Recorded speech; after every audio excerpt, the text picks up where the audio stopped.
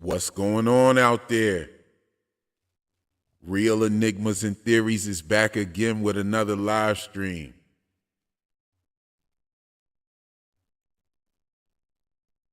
Okay, I'm gonna wait for a few people to come up in here before we get down to it.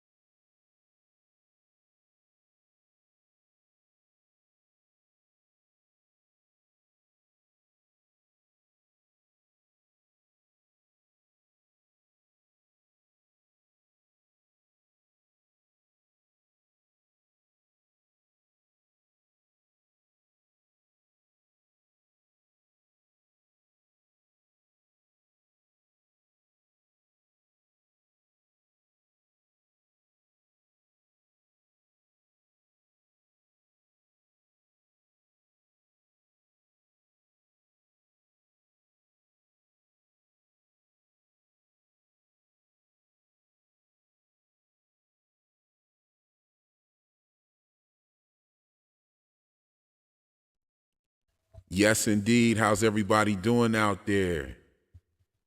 Good evening, Carrie, Sophie L, Dr. Deb, Miss T.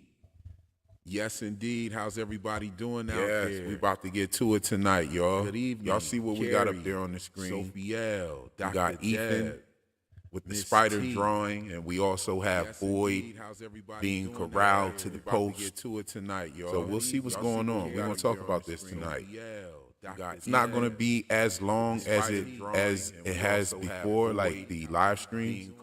However, I'm gonna be on here for a couple of hours, so we can talk about this tonight. It's not gonna be as long as it has before, like the live stream. However, I'm gonna be on here for a couple of hours, so we can talk about this tonight. It's not gonna be as long.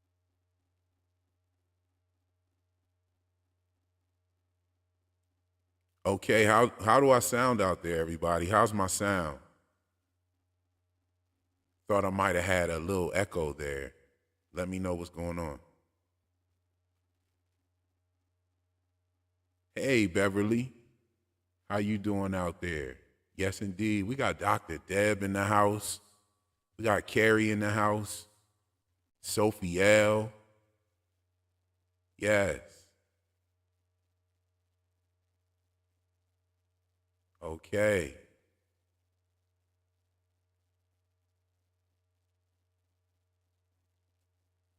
Okay, nice. Yeah, I noticed I had a tab open that was playing the live stream. I just muted it so I can keep an eye on it, see how the stream is going. Okay, so do I need to be a little louder? Is my volume fine? See if I can turn it up a bit.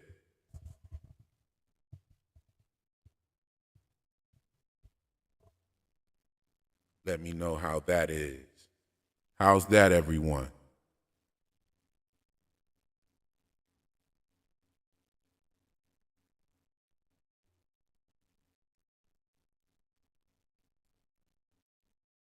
Yes, we got Kim Merriweather in here. We got Horror Fan in here.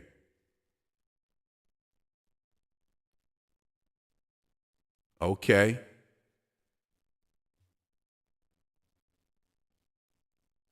All right. All right. Let's get to it. So, yeah, I want to pull up this. And if you follow my channel and you've been checking out my channel and checking out my videos, then you've probably seen this video. I figured that I wanted to start it off with this. You know, I usually have my intro in my videos, but I started my video off with something that I had noticed about the Lonely Dragon's treasure. So we're going to talk about this a little bit, and I want to get your thoughts on it, and then we'll go right into something else. We'll go right into the spider drawing that Ethan had. So let's start right here. I want to show this clip for anybody that was doubting my video about Tian Chen being the lonely dragon. What's wrong? Nothing. I'm just admiring this piece of lonely dragon's treasure. It's pretty. Yeah. So the parallels between Victor's mom and Tabitha are getting crazier by the day. Both women end up in this place with their 2 children. Both have an interest in the soiled children. Both have a male child with mental trauma, and now we have the bracelet. Jim lost this bracelet in the hospital 17 years ago when Julie was being born. So how did it end up in the storage room? We also see in a flashback of Victor's mother in the root cellar that she was wearing the exact same bracelet. And if she went to go save the children, again, how did it end up in the storage room? Okay, so we're going to pause right there. So what I basically did with this video was point out that I believe my theory was right about the lonely dragon being Tian Chen. Tabitha at the beginning of the clip said, Ethan said, "What are you doing?" And she says, "Nothing. I'm sitting here looking at this piece of lonely dragon's treasure." So that made me, want to put that out. And I didn't harp on it in this particular video about them being the lonely dragons. However, there was another channel, and him and I were going back and forth about this theory on Reddit. And he felt like Victor was the lonely dragon. And I think he said that Tabitha was the chromino. And at first, he said these things, shout out to the movie blog. He said these things before the revelation of Victor's sister, the bottle tree. He said those things before then. You see what I'm saying? So shout out to him for even seeing that before it was revealed. Because I believe that the revelation of Victor's sister and what happened with his mother and his relationship that came out of that with Tabitha does give credence to the theory of them being the lonely dragon and the chromino. So I was like, okay. Now, after that, I put out this video. This was my From Season 3 More Hidden Jewels and Connections video. And as you see, it's around 7:30 in the video. I'm going to go back a little bit and let you hear what I was talking about there. But I'm going to just go ahead and play it. I was pretty much talking about the chrominockles and the lonely dragon. And I noticed that now, here's the basis for my theory was sticking totally to what Ethan said and what Tabitha said. Tian Chen is I would say, guarder of the storage room inside of the diner. And while Tabitha and Ethan were looking for some things in the diner, Ethan says that it reminds him of the cavern of the lonely dragon, pretty much where the lonely dragon would keep things that were left behind that people didn't want. And when you look at that storage room, that fits the description of the cavern of the lonely dragon, because a lot of that stuff is from dead people and stuff that they didn't want, people didn't want, and it ends up in the storage room.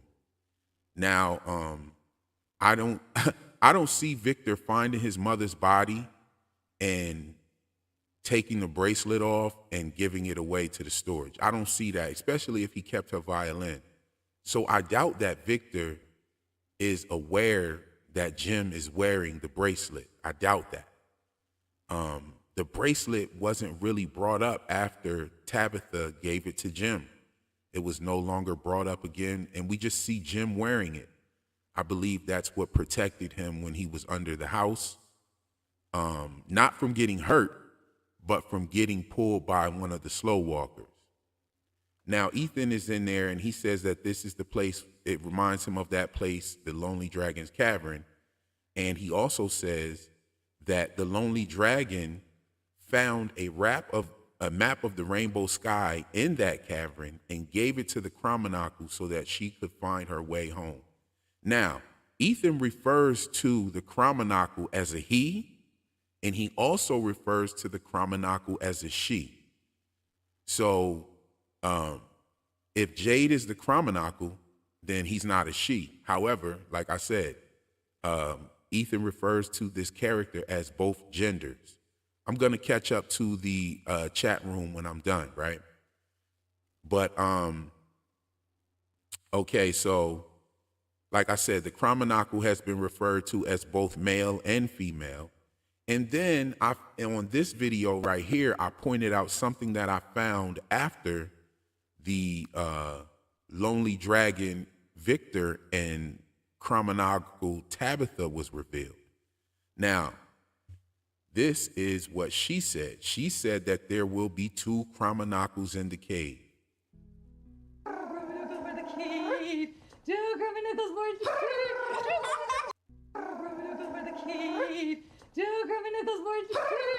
Are 2 Chrominocles in the cave.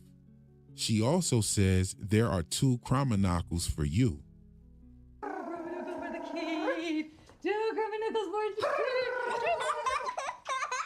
Okay, so she definitely said there'll be 2 Chrominocles in the cave. Now, again, we have Victor, who's definitely a lonely dragon in his own right, in his own respect. I got a comment on my last live. I didn't get a chance to comment or reply to it, but the comment said that Victor is the lonely dragon and his drawings are the things that nobody wants. Now, I'm really not tracking with that one. The reason why is because the things that nobody wanted were things of those people. So, you know, those were things that belonged to other people. They weren't drawings or anything like that. Those belonged to Victor. Those are his, and he wanted them, and they weren't for anyone else to want. However, Victor had a whole trailer full of lamps and shit inside that trailer that was things that nobody wasn't looking for that stuff. It doesn't seem like Victor was hoarding those things inside the trailer. And I think that Victor is the lonely dragon as well.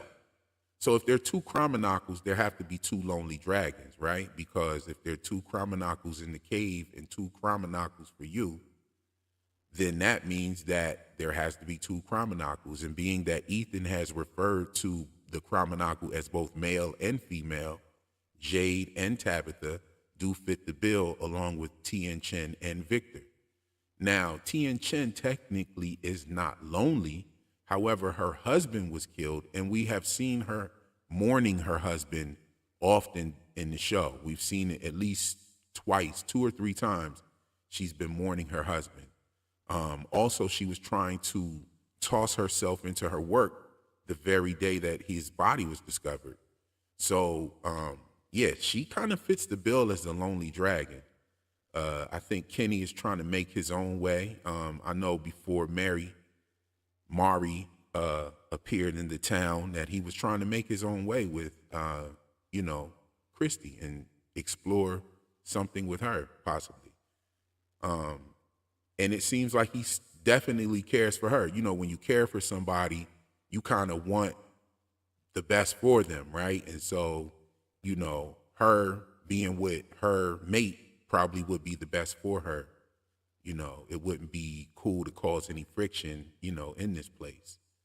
So Victor and Tabitha are definitely Lonely Dragon and Chrominocle material, along with Tien Chen and Jade. So that leaves us with the question here, what is Jade gonna do with his information that he's received from Tien Chen? And it's the obvious makes him the Chromanaku. The fact that Ethan said that the cavern is where a map was found, the lonely dragon gives it to the Chromanaku, and that is how the Chromanaku finds the way home.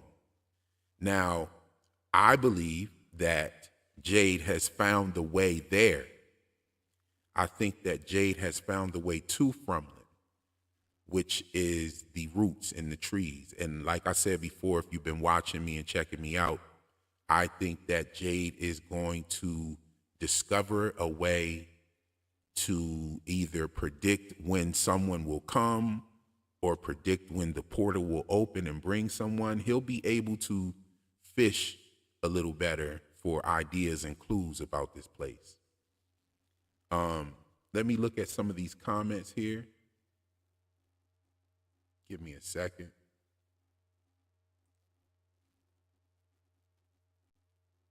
Okay.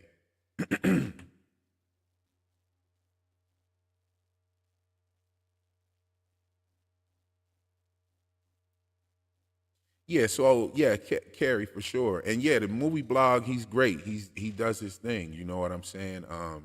He came into my comment section. That's how I learned about him, He came into the comment section on my Chromanaku video, and then we started talking about it on Reddit. And I mean, he definitely predicted that. I wouldn't say predicted necessarily, but he did say it before it was revealed, because she does say before that there are two Chromanakus. And he was one of the ones that also said that the Chromanaku was referred to as a she. But I noticed that the Chromanaku was also referred to as a he as well. And I'll find those and put them in a video. I'm going to do a more in-depth video about this whole subject, because this is a very interesting subject, I think. The Chromanaku is something that we heard about from, episode 3, I think. And we also need to dive into those two finger puppets that Julie was playing with, and the Lake of Tears, and all of these kind of different things. Yo, shout out to Steve on the East Coast. Yes, indeed.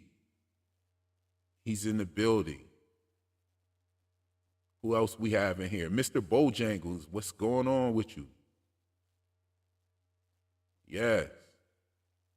Okay, let me read some more of these comments here and, keep the discussion going.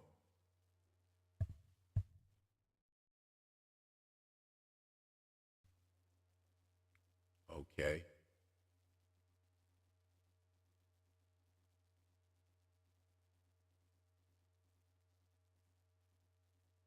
Yes, I like going over to his page and checking out the interviews that he does with the characters.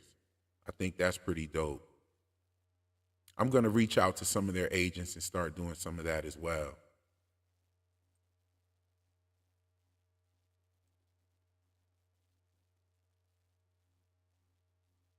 Okay.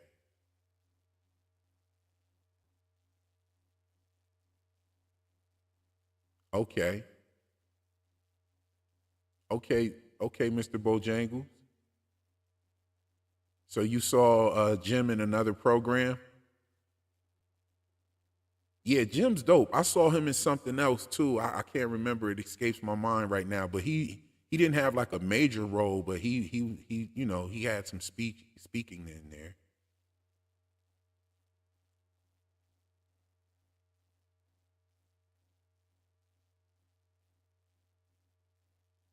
Okay. Oh yeah, definitely. Stephen King shouted out from, and it definitely has that Stephen King vibe to it, the eeriness. I mean, when I first saw it, that's what made I looked and seen, is this some Stephen King shit? Like, I had to go check it out. Hey, Lone Wolf, how you doing out there? Everybody, all the beautiful people out here with us today. Choco, how you doing out there?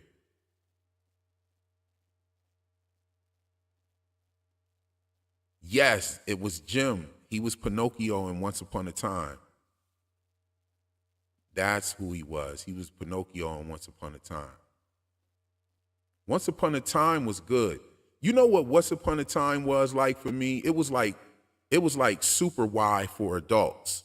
Like change my mind, right? Like Super Y is totally Once Upon a Time for kids. Like I don't know if any of you have children and you've seen Super Y before, but Super Y is totally like Once Upon a Time for children.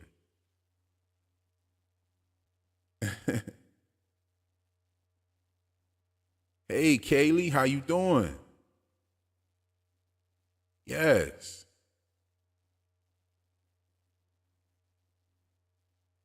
You hear an echo? Okay.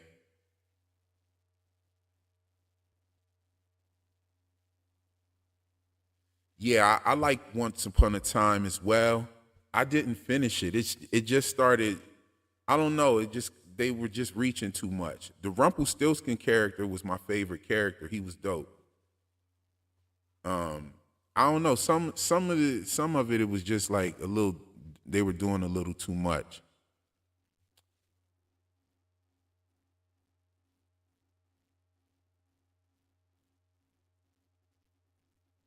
Okay.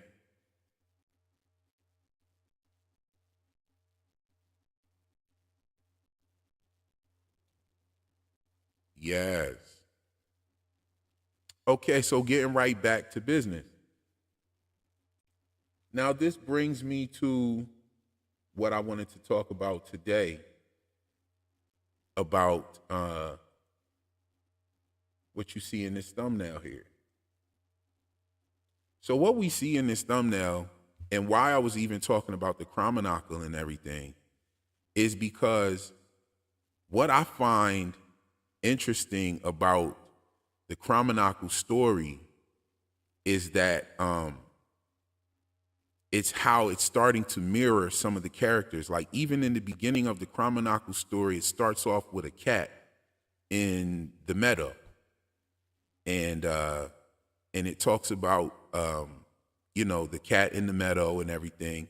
And when you think of cats and you think of this show, I think you automatically kind of like think of Jade and his cat shirt. It kind of like jumps out, and that's what we've been noticing him in.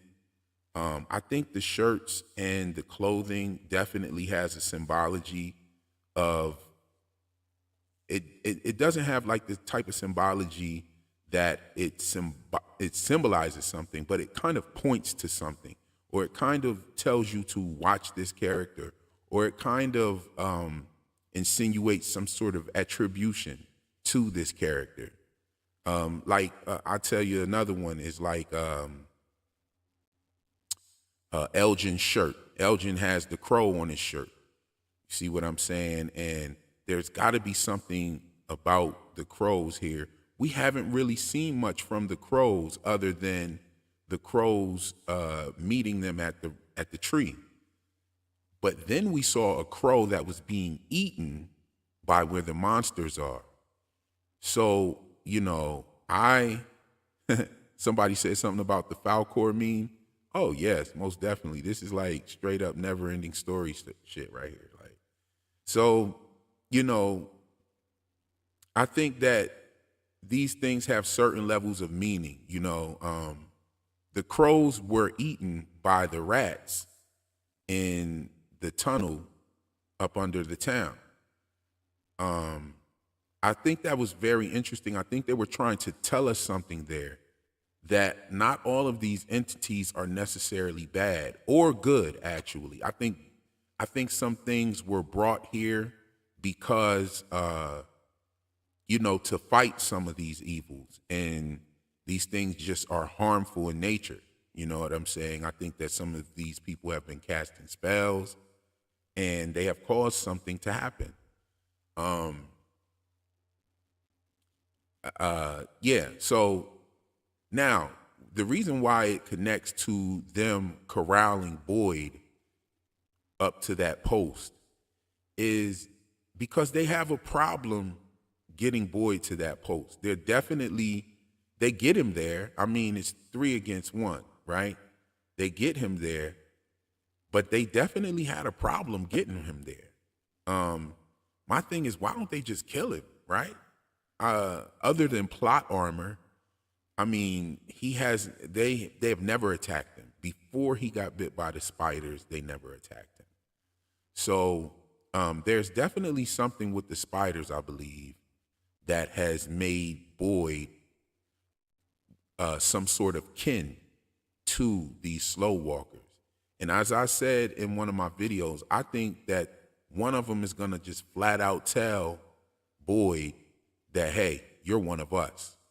You know, you're one of us. It's just like that. Like, you're becoming one of us. I think we will learn more things. The only thing I'm worried about is when Boyd finds out that information, is he going to wait until the last minute to say something about it? You know what I'm saying? He hasn't said anything about the ballerina. He hasn't said anything about Martin, other than Christy. He did say something to Christy about it. But it's just that these people have this thing where they're not talking, and maybe that's a part of the spell as well. Jade doesn't seem to be affected by that if it is a spell. But I believe that this picture that Ethan is showing, that this picture that Ethan is holding, depicts a spider coming down through that hole where the roots are. We know the symbol is definitely not even a symbol. All right, let's get that out the air. It's not a symbol. What is it? It is a picture of what the children see from different perspectives. Obviously, the roots are moving, because when Jade first sees the opening, well, it wasn't open. It was totally closed, but the hole was there. And then he looks up and he sees the symbol. Now, who else would see that symbol? The children laying on the slabs. And while they're laying on the slabs, they see the symbol from different perspectives. This is what gives the symbol different shapes. And I believe that the children are who send the visions to whoever is seeing the symbol. I think that the children sent visions to Miranda. The children sent visions to Tabitha, but they sent visions of themselves, or they were trying to communicate with them. It's possible that the visions were also, or those entities were also communicating with Sarah, because they said they were trapped there. You see what I'm saying? So all of that could be the same communication. Now, Christopher and Jade were also communicated to, and they were communicated via the symbol. Now, we know that who sees the symbol is the children laying on the stone slabs. So if we know for a fact that Tabitha got her visions of these children from these children, right? We know that because they are communicating with her. They're reaching out to her. They're literally touching her. They're letting her see them. But we don't see the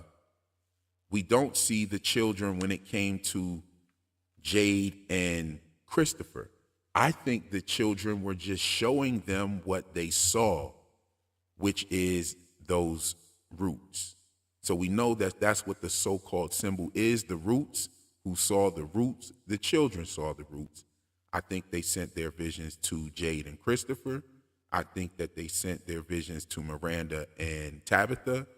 And I do think it's a possibility that the voices that Sarah is hearing are also from these children. And we'll probably find that out as well. Let me read some more of these here just to see if, okay, somebody says I have an echo. Do I still have an echo? Let me know.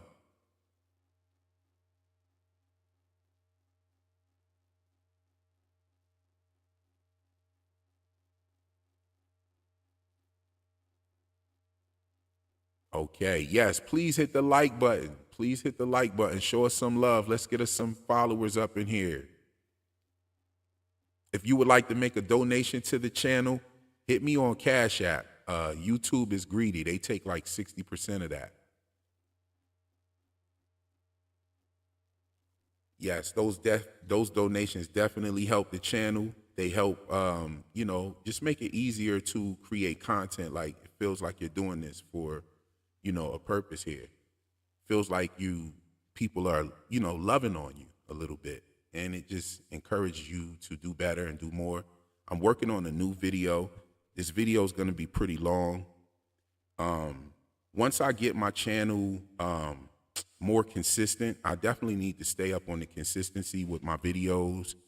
I want to do that before the season comes back. But I'll start some memberships, for a small fee on here. I really don't want to do that because YouTube is so greedy. But I'll start some so that there will be some, amenities that people can enjoy on the channel. You'll get some discounts to the merch. I'm moving all my merch over to my YouTube store. So I'm in the process of doing that. I know some of you guys already have my shirts and magnifying glasses and things that I had on the website. We took that down. We're going to be back up soon. We're going to just move everything over to YouTube. I like YouTube. YouTube has more users than any other platform in the world, of course. If you have a Gmail, you have a YouTube page that you can interact with. So I enjoy that, Okay. Let me read some more of these. Okay. Someone is saying something about Elgin. No, Elgin's shirt was definitely a crow with a white wing. A white feather. Yes.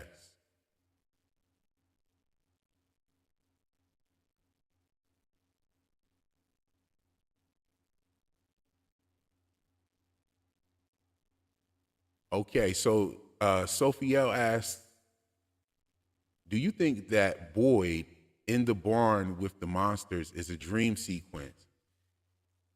I don't know. I think so. I think it is. It could be. It definitely could be. I wouldn't be surprised at this point. However, it doesn't look like it.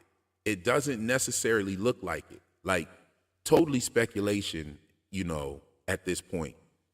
But I don't think it is, but I hope it is. It could be. I think I'm 50-50 on that. I think I'm 50-50 on whether Boyd is going through a dream sequence. If it is a dream sequence, they're torturing Sarah in that dream. What would be really cool is if both of them were able to experience the dream and they don't necessarily kill who you hear being tortured, but this person wakes up and they're scared shitless as well. You know what I'm saying? That would be pretty dope. So if this is a dream sequence, whether it would be Fatima or Sarah, I think most of us are leaning on Fatima and Sarah. Another thing is I don't think that the barn scene has a lot to do with Jade and Boyd with that cart. I think that might be something different. I think those scenes might be separate. I definitely feel like there's been several weeks to a month time skip that's happened. I definitely think that several weeks have gone by, or a month or two, maybe, because we see the snow on the ground, but we were only seeing the seasons change as far as the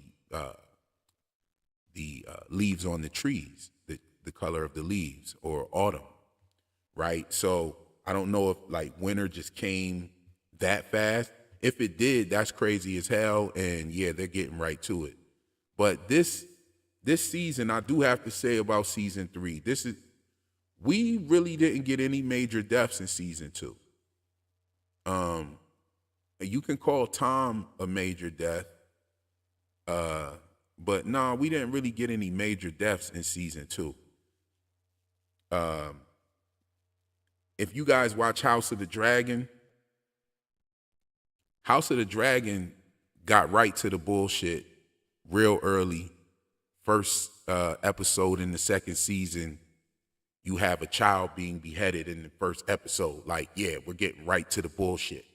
We need that to happen on From. We need that to happen on From. We need them to get right to the bullshit. I don't want no filler episode for the first episode. Like, that's trash. Like, when you think about season 2, they could have did the whole Martin thing in the first episode. The thing with Martin and Boyd, they drugged that shit out like 2 or 3 episodes, which is ridiculous. You know what I'm saying? Being what actually we saw. I think they could have given us a little more. I think that the slow burn is cool and everything, and I love a slow burn. However, we've gone through 2 seasons of slow burn. It's time to turn up. And season 3 is coming after the show has been added to Netflix, which is great. You know what I'm saying? Season 3's coming. It's been added to Netflix. There's a whole lot more viewers now.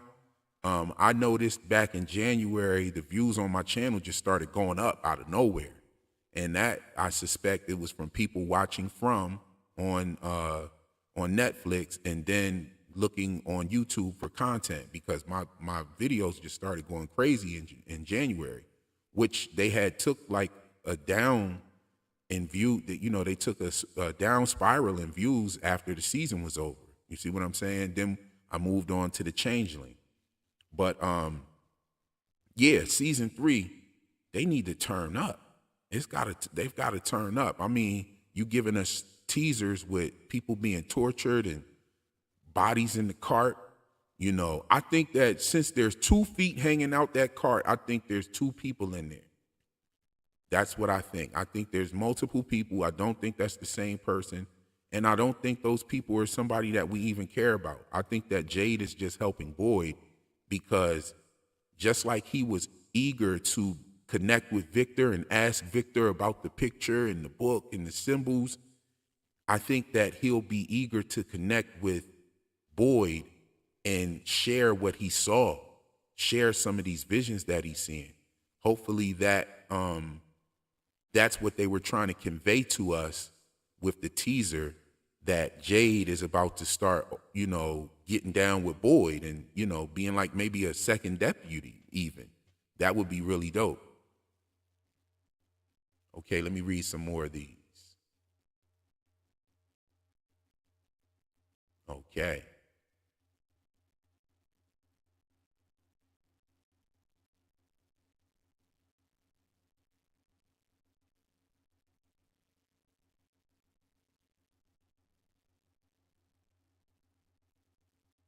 Yeah, same here, Carrie. I don't see that I don't see that the winner would be coming that fast.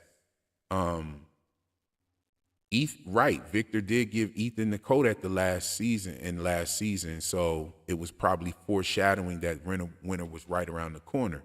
Right, I agree with that. Then, you know, the writer's strike postponed, you know, affected the filming time, which when they did get to film, it was snowing, so they probably took advantage of that and added that into the writing as well. So we'll see what happens. We'll see what happens. Yes, From is on Netflix.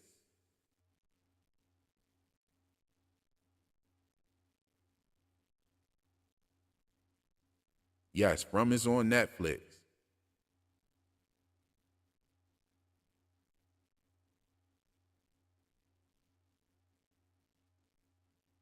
Okay, so hey there, Julie, how you doing? We got some more people in here. We got Lady Ace. We got Justin White. Yes, indeed. We got Tanaya. Am I saying that right? Yes, indeed. Who else we got in here? Gardenia Blossoms. Peace and wellness to all y'all. It's so refreshing to see y'all come in here and, you know, gather around me and lift me up during my YouTube journey and talk about this show that we all love. It's great. It's good vibes. I love it. Okay. Okay, so Carrie, you said that Donna was picked a successor last season. Who was that? Who was that? Who did she pick to like take the mantle of Colony House Badass? Who was that?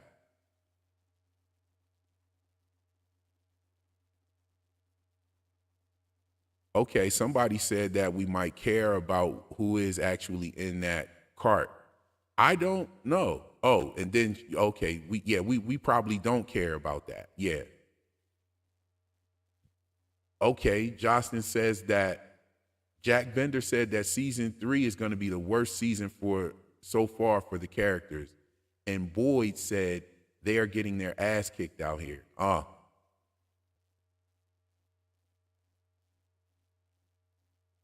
Oh, thank you, Julie, for sure. That's why I'm here.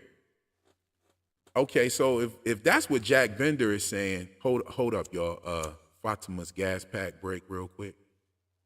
But I'm still here with y'all. Just just a little Fatima's gas pack, if y'all know what I'm talking about. But oh yeah, so I do believe that if they're saying that this season is going to be horrible for the characters, we're going to get the turn up that I'm asking for. We got my man Percy Garcia in the building. Yes, indeed. I hope we get the turn up that I'm asking for, guys. Like, we need that turn up. If this show wants to actually last, I think they're going to have to turn up. Because if, think about it, right? If they cancel from MGM's, I made a joke before. I said MGM's subscriber numbers will fall faster than a rope off Colony House. Yeah, that's going to happen. However, if this season is not lit, I think the subscribership is going to go down. I don't think that I'll go anywhere unless they just do a really terrible job, but they're going to have to turn up. It's inevitable. Like, you got to go crazy now. I mean, your show's on Netflix, you're getting more viewers, it's blowing up. Typically, shows that are really good, they do blow up in the third season. I think we'll see that happen. Yeah, I think it's going to be dope. Where is there any news out there about an actual release date or premiere date?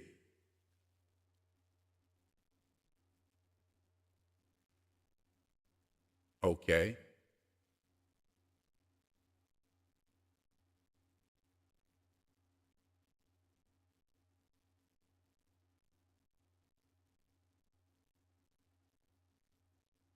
Okay.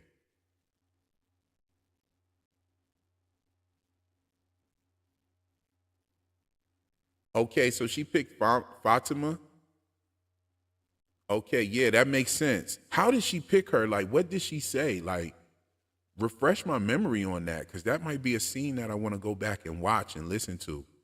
Because if she does, if that succession is foreshadowing Donna's death, then that might give Fatima some plot armor. Fatima seemed to be the go-to choice for proxy. They use the word proxy.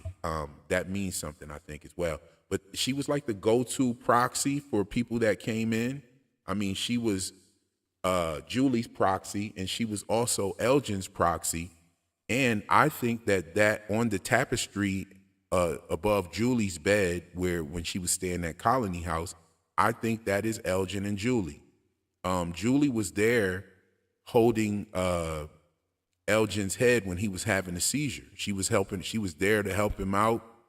That didn't weird her out and stop her from talking to him. She actually she actually was asking questions about him, like she liked him, and she was asking Fatima. So that may give Fatima some plot armor and eliminate her from the torture scene in the barn, because it definitely does not sound like her.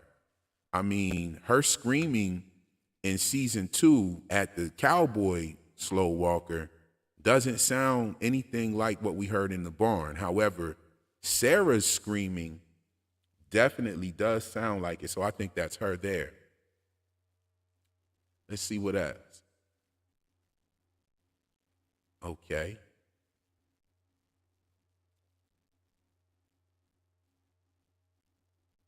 Thank you, Lady Ace. My content loves you as well.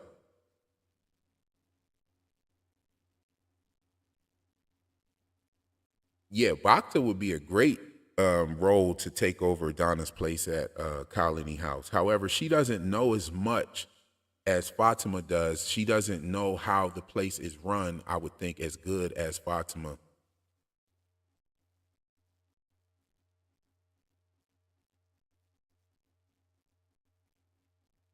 Okay.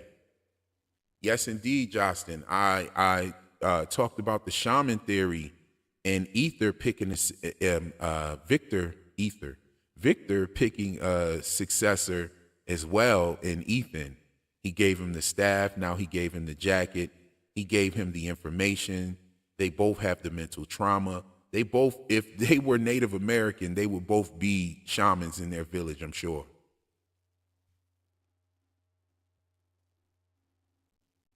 When you think about it, Ethan is always speaking from the point of view of someone on a quest, which a lot of shaman actually do. They talk about taking quests with different, different types of quests to become a man, to become a shaman. There are different sorts of rites of passage that, are performed in the villages. So yeah, I definitely think that, and the fact that Victor was supposed to die in season one, yeah, he was passing the torch to Ethan. They just had to keep him because he did such a great job. And in doing a great job, of course, you get more things added onto your story, like a sister that you forgot about. They never really explain the Peaches or going to the Peaches. I'm standing on Donna knowing something. I'm standing on Donna giving Victor the Peaches to erase his memory. I could totally be wrong about that. That is one that it's total speculation. However, it just makes a lot of sense. I only have one clue with that. I think Donna gave Victor the Peaches to keep his memory at bay. And when the Peaches ran out, Tabitha got to him and she was able to pull stuff out of him along with Jade. So yeah, I definitely think that Donna, I'm not saying that she's evil. I'm not saying that she's a bad guy. Let's make this clear. I'm not saying that Donna's evil or a bad guy, but I think she knows a whole lot more than what she's telling. There's so many different things. Her not wanting to tell people certain things. Her wanting to feed the place some hope because she said she didn't want to take the people's hope down.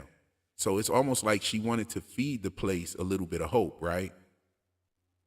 So, about the magic tower, so to speak. Her wanting Julie to separate from her family and come up to Colony House, like, yeah, that's kind of crazy. It's being the spot that they're in. I could see if she was like an auntie and she was like, girl, come spend the night with us. That's one thing, but we in a spot where monsters come out at dark and you have a house full of people that it would be a nightmare trying to keep tabs on everybody. And we seen what happened with somebody letting one of the monsters in. So yeah, I don't see why she would do that. Her keeping the secret about the food, and then her saying that the food shortage is temporary, like she knows that a bunch of people are going to die. It makes me think of how she questioned Victor about why he was digging those graves. There's just so much with Donna. She's always got her hands in her pocket. It's just something about Donna that it would be a great twist if she did know something and was able to share that in the third season. Yeah, that would be a great twist. Okay, Sophiel says that Fatima is not ready to handle Colony House. She needs to worry about the baby she's carrying. That's a great point.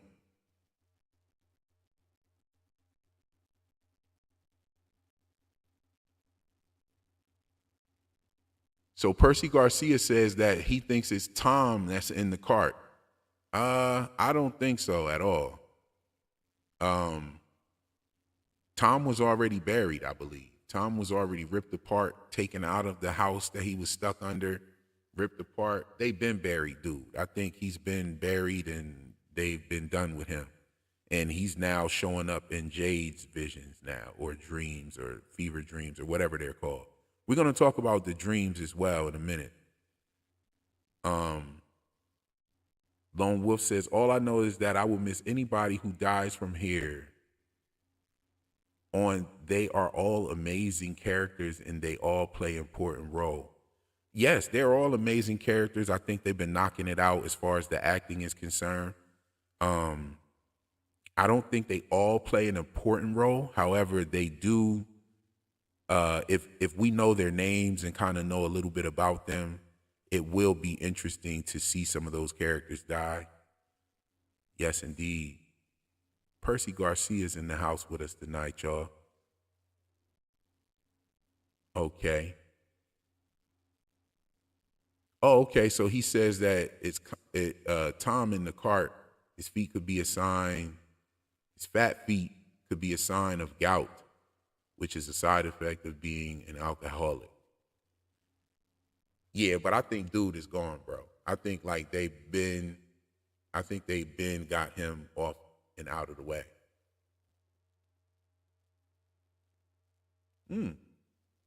Lone Wolf says that Victor is suspect to her. Yeah, Victor is suspect by default just because he keeps secrets. You see what I'm saying? He knows some of this stuff. And I think he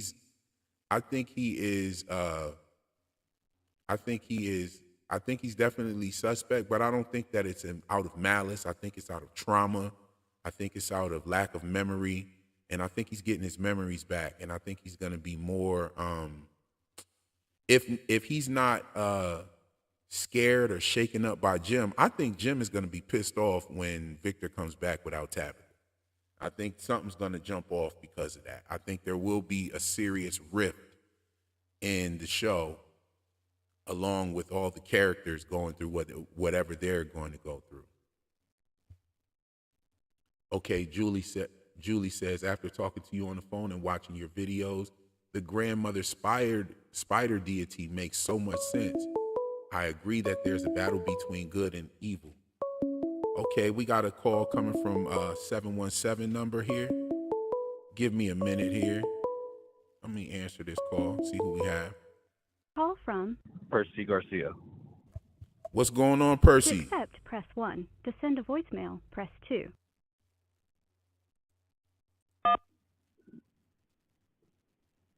What's going on, Percy? How's it go?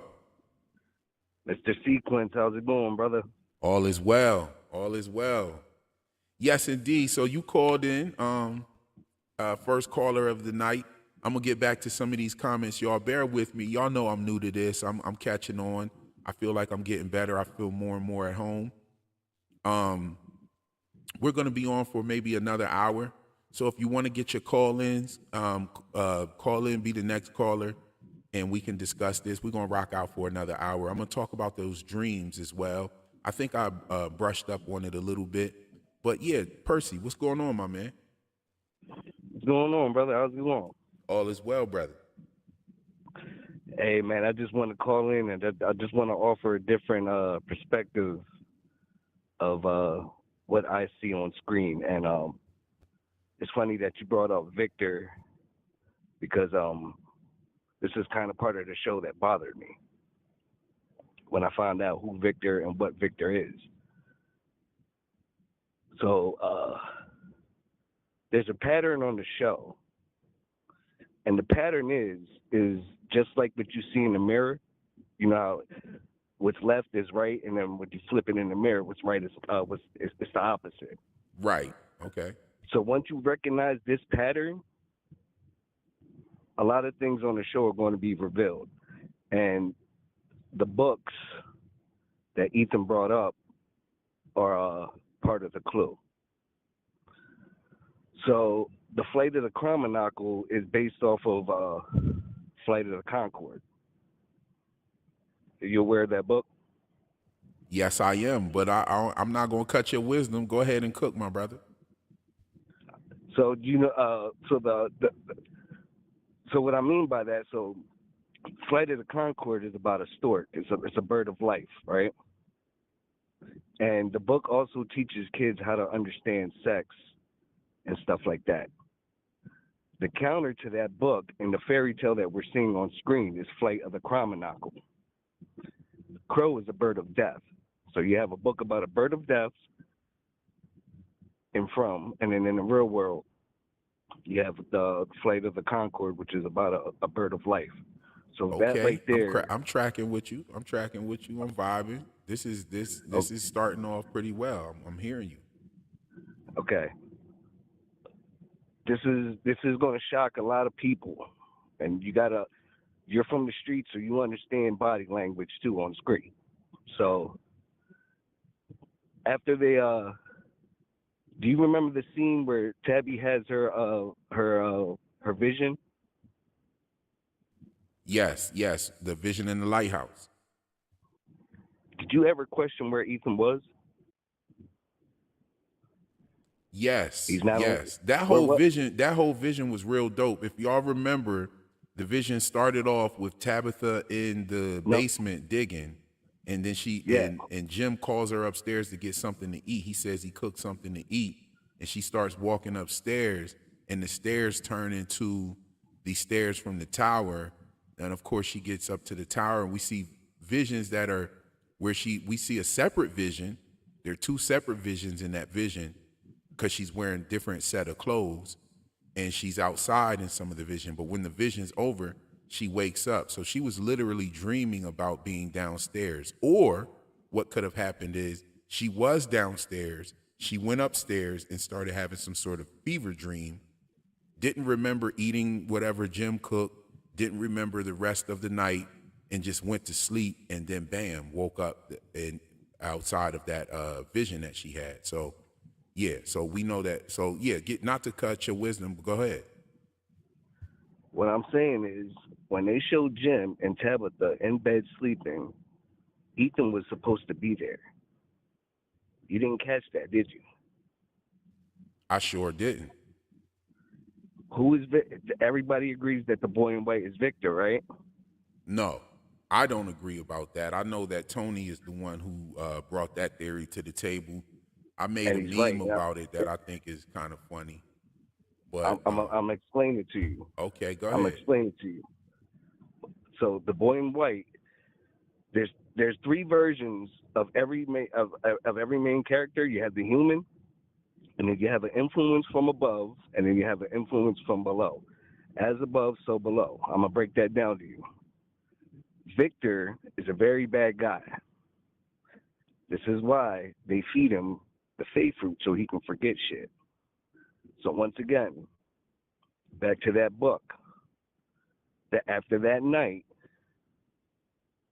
where Tabitha has that dream, they bring Ethan those books. Remember, Ethan was down and out, Yes. and then he looked out the window, and the boy in white said what? He put his hands to his lips and was like, "Shh," right? Yeah, he told him to pretty much keep your mouth closed. Don't tell Why anybody was he that you see me. No, no.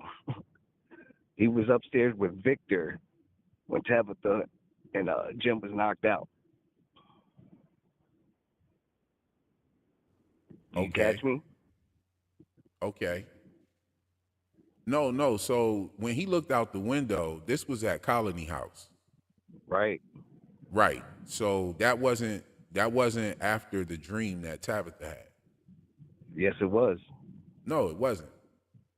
They were at Colony House. Tabitha had the dream she was digging in the Right. basement. Yeah, she had the dream Remember when she was digging in the basement. They fell asleep at night, and remember the couple were fucking, Right. and everybody's knocked out, and nobody. It's the only sex scene, but I'm telling you right now, that is after the fact. I've watched this show a million fucking times. Excuse my language, brother. Oh, no But I problem. watched Go this ahead. show a million times. So who said there's two, all we have to do is find two pieces of the puzzle and we can figure it out. You remember that line? No, who said that? I don't know if it was Victor or Jim, but one of them said, it's all we have to do is find two. It's like a puzzle. All we have to do is find two pieces to the puzzle, and we can figure it out. Hmm. That sounds From like what something I Jay think, would say, but I don't remember that line. But yeah, I'm definite somebody on said I'm that. I'm I'm definite like so okay, so the dream couldn't have happened when they were at Colony House, nowhere near the No, couple, because the dream happened while Tabitha in was Colony digging House. in the basement. No, Tabitha. They was in the colony. This is when they first get there. This is season 1, episode 3. Right. Season 1, episode 3 starts off with the couple in Colony House. Right. And then the dream sequence where Tabitha walks up the steps happens when she was in the town in their house. This is before the house No, they fell was down. in Colony House. No. She has that dream. I'm If the telling. chat can help me out, she has the dream at the They're house. sleeping on mattresses on the floor in Colony House. And Nah, then it's yo. screen. And then, You must have yeah, had some of listen. that I'm Fatima's gas pack when you was watching because you forgot. listen. Or you watching it a million times might have like blended all of these scenes together. Because it's a No, definite listen. I'm fact gonna tell that you the sequence. okay, I'm go gonna tell ahead. you they're on the floor. They're on the floor sleeping, and then she starts twitching. She starts having that dream. Then it pans over to the couple having sex, and then it goes back to her dream. No, not at all. That's totally not how that happened. The whole entire episode starts off with the sex scene at Colony House, and then it goes over to Tabitha sleeping on the floor. She's asleep on the floor, and Ethan's in the cot by the window. They didn't at season 3. They didn't even do the choosing ceremony yet. No, you're right. They didn't do the choosing ceremony yet. So So they were sleeping at the okay, Colony so House. let's unpack it real quick. At the Okay. beginning of Tabitha's dream, wasn't she in the basement and Jim calls her upstairs to get something to eat? He says, I cooked something to eat. Why don't you come upstairs and eat? Right? So if she was in the basement digging in the hole, then they were not at Colony House anymore. Okay. So what I was trying to get, if you hear me out, I can explain what Tabitha is. Tabitha's not a good person either. So the two pieces to the puzzle that I think, okay, so you know what the talisman, right? The symbols on the talisman, I don't know if everybody can agree, they're Greek Phoenician symbols, Greek Phoenician symbols. Mm-hmm. It's 3 of them. It's Minerva, Hades, and Iris. Or I have these notes on my phone. I can't. If I get off this call, it's going to cut off if I bring up my notes. Okay. So that right there is a clue as to what's going on, because the talisman are protecting, and my question is protecting from what? And the clue that I think that is the clue is the white van that's in front of Christie's the ambulance. It has 2 abbreviations on it: EMS and then Troy. Everybody would assume that EMS stands for emergency medical services. What I think it stands for is everybody must sing and worship. Troy, some people would think it's the rule of you. I think it stands for they rule over you. And my question is, who are they? And then I go back to the talisman, the Greek symbols. So I'm like, all right, are these Greek gods? I can connect the dots with certain Greek entities with certain characters. Okay.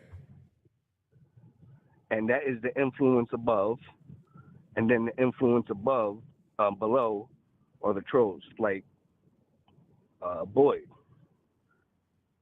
I thought Boyd's influence from above was actually Apollo. because I'm actually still cooking up on this theory. What I actually think now is Boyd is Perseus, and his Medusa was the ballerina with the mouses, the snakes coming out her mouth. I think that was a Okay. metaphor. That was a metaphor for his Medusa. So Perseus is his influence from above, and his influence from below is the cowboy. The cowboy rides a horse, right? So does Perseus. Okay. All right. So let me jump in here. Go ahead. Okay. So what we're trying. All right. So you went off on something else. What we're Yeah, trying something to. different, right? What we're trying. Yeah. You went off on a whole nother level. You on that Yep. Fatima's gas pack. You gotta be. Ain't no way. You got the Fatima's gas pack. You got the Tien Chen's tea, the Yep. mushroom tea, Yep. and you got some of the pancakes too. You have to. There's no way. There's I no way. expect. Listen, You I have to have expected some of this. these pancakes. You have to I have the expected gas this. pack. There's no way because, all right. So I think we have a consensus in the chat that the dream is much later than the escapades at Colony House, right? It's in season. It's season one. Season one, episode 3. Right. And the dream, I believe, is in season. I think the dream is in season 1, episode. It might be episode 7 or 8. Oh, see, we might be talking about two different dreams then. Nah, I'm we talking about. about the same dream where Tabitha sees Jim hanging upside down in the tower. Yep. That's Tabitha's only dream. That's her only dream. There is no other dream. Tabitha wasn't dreaming unless the sex scene was her dream. Because she's laying there. No, she wakes up and she has on the Fame shirt. I don't know if anybody knew this, but Boyd was actually in Fame as well. He was in the TV show Fame, and when Tabitha wakes up on the floor, she has a shirt on from the TV show Fame with all the characters. Like one of their iconic covers is the shirt that she has on. But yeah, you watch that show. You watch that show more than me, obviously. If you watched it a million times, I know, you know, I know you're metaphorically, you've watched it a million times, but I think some of it might have blended up in your memories. I don't want to take up too much time on this one, because, you know, we're going to be here for about an hour longer.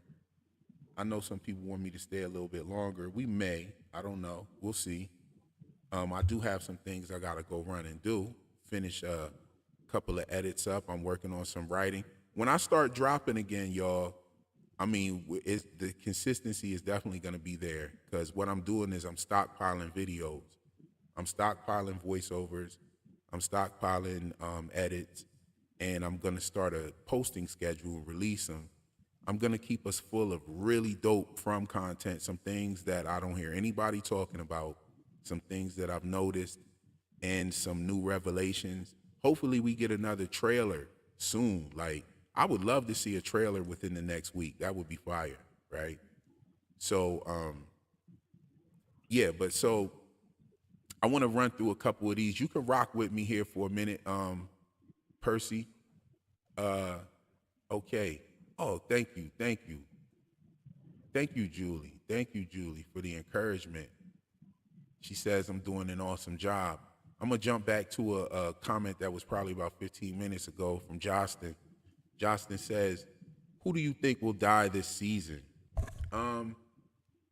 Now, Victor was a strong one to die, but I don't think Victor. I think Victor has audience armor, meaning that a lot of people probably will stop watching if Victor dies. If Boyd dies, like they did in Nation Z, Boyd was in Nation Z for the first episode and died. Like, and I mean, a lot of people stopped watching the show after that. But Victor, I think, has a little bit of audience armor now. I don't think it's going to be him. my money is on the would-be couple, Christy and Kenny. I think that we're gonna lose one of them. And as a matter of fact, now that you're pointing out to me what Jack Bender said about this being rough for them, yo, killing Kenny and Christy would really hurt the people. Kenny is awesomely helpful. He's very helpful. And Christy is beyond helpful. Like, she's their only doctor. Now they'll be left with a nurse. But I don't think Mari is there because of Christy.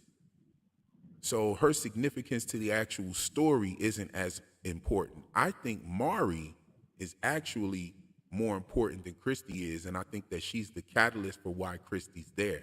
I think they just pulled her there first to torture Mari while she was still on the outside, to get her back addicted to drugs, because that's what made her go back to the drugs, which was the disappearance of Christy. And so I think that was the place, fucking with Mari and bringing Christy there to mess with her and to get her off her game. I think the three that were chosen, Randall, Mari, and Julie, are important to the show. Julie's definitely important to the show. A lot of people don't like Julie. Julie has some of the best acting on the show. Julie has definitely the best character development on the show. You see what I'm saying? She went from being a spoiled brat that would taunt and pick on her brother to being a loving sister that's there to support the family and get and stay with the family.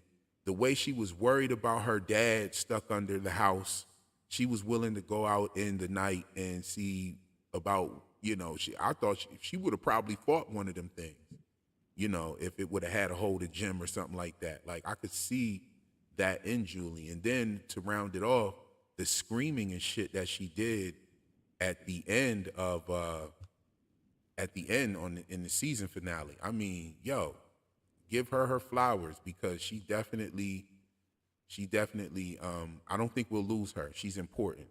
The picture that Victor had an obvious connection with her at the beginning.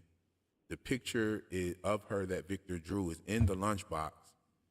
And what Tabitha did in the hospital room by pulling back the curtain, actually to touch on what Percy was just saying about the mirror effect.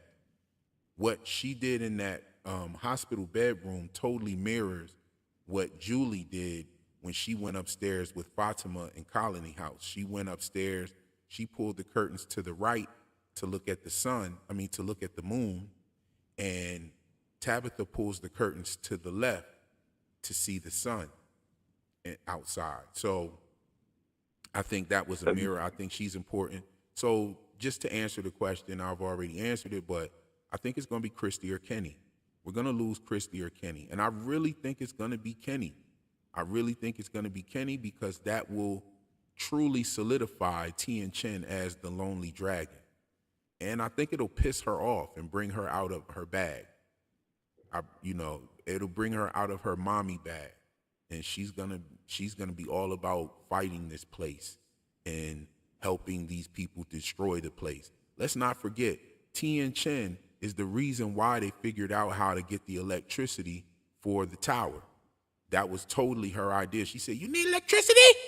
Bam, turned it on. Said, "Yo," and it made him think about it. So, yeah, I don't think we'll lose Tien Chen either. I don't think we'll lose them.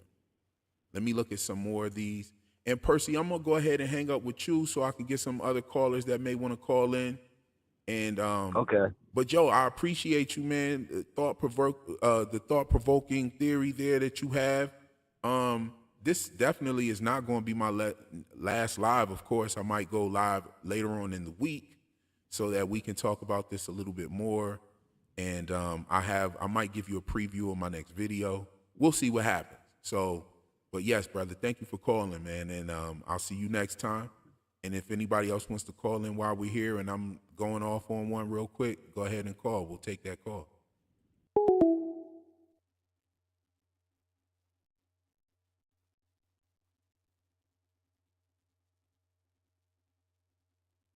Okay, let me read some more of these comments.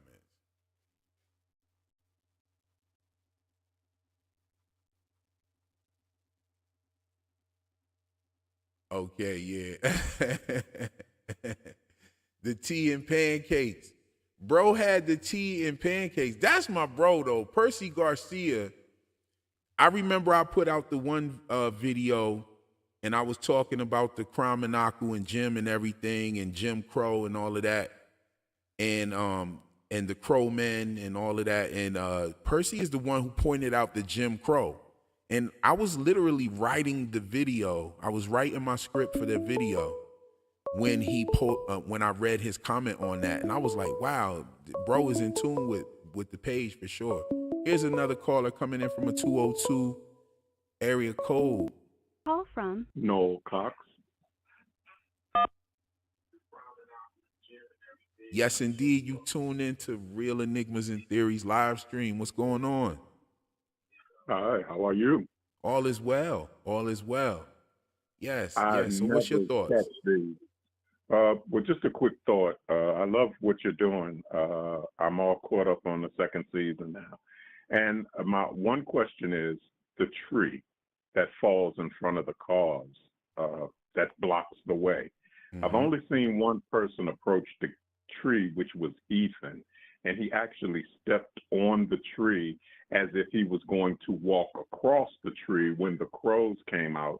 And I was just wondering if anybody thought that maybe that was possibly a way out, you know, that they weren't supposed to turn, or they turned around, which is what they were supposed to do, Mm-hmm. and go into Fromville. But what would have happened if they had done what Ethan said? Can we move the tree? Like if they had hooked something up to move the tree with the van, or if they had just walked across the tree. I've never seen anybody do that, and that was the thought that crossed my mind.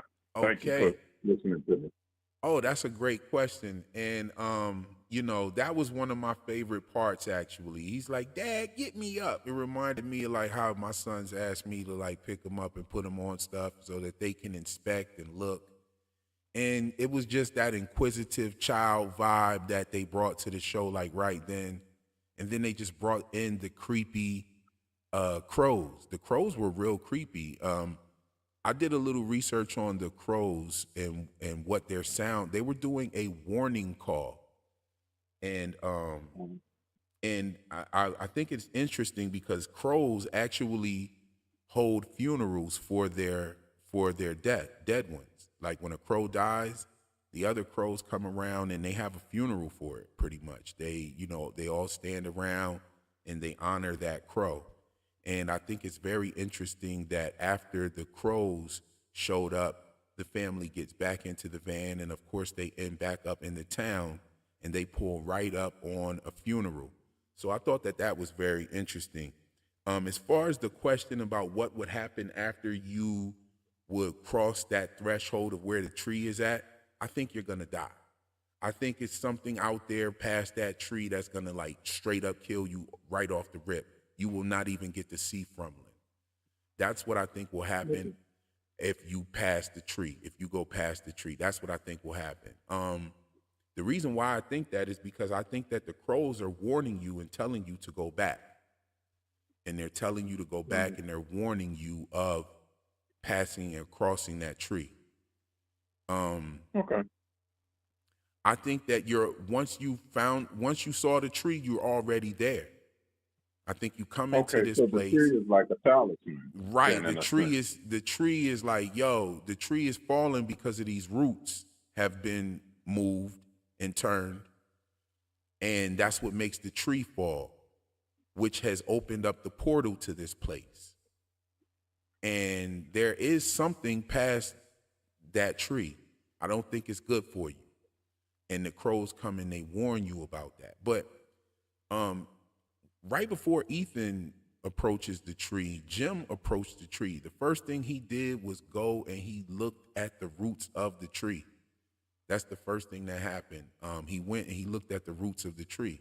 And looking at it in hindsight, you know, at first when you saw that scene, you didn't think anything of it. But now looking at it in hindsight And we know that this has something to do with the roots of the trees, and we have faraway trees, and these things are happening. We have these elements.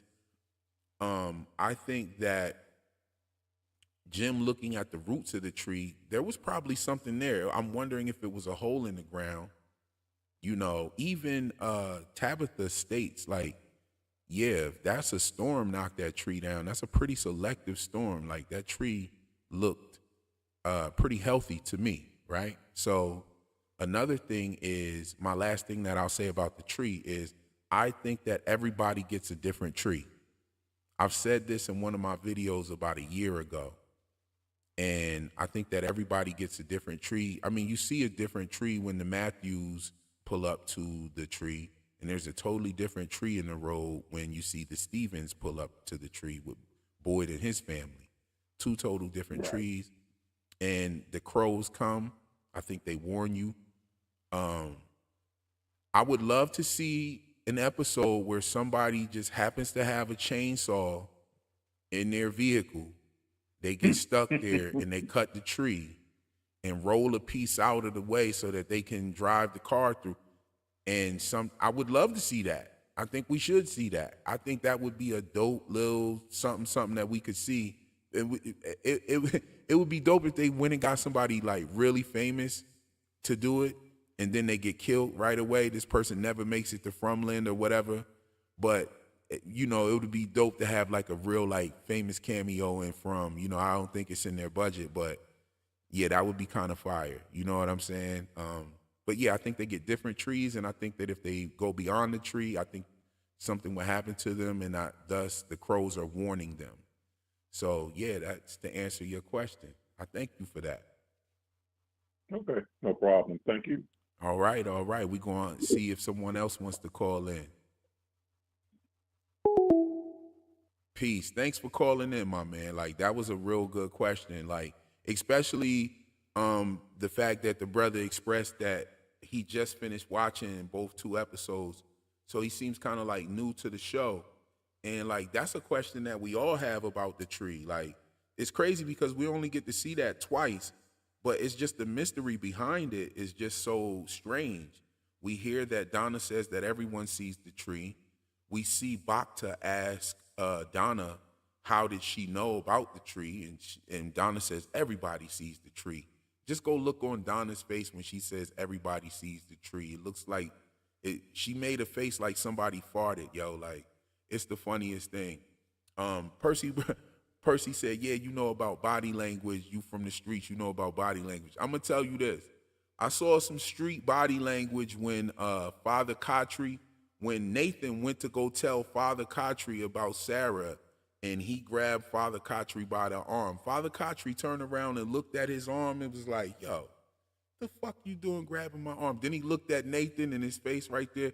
That right there was some street body language right there. I think that, if Nathan wouldn't have had a decent reason to grab Father Khatri would have beat his ass back there, y'all.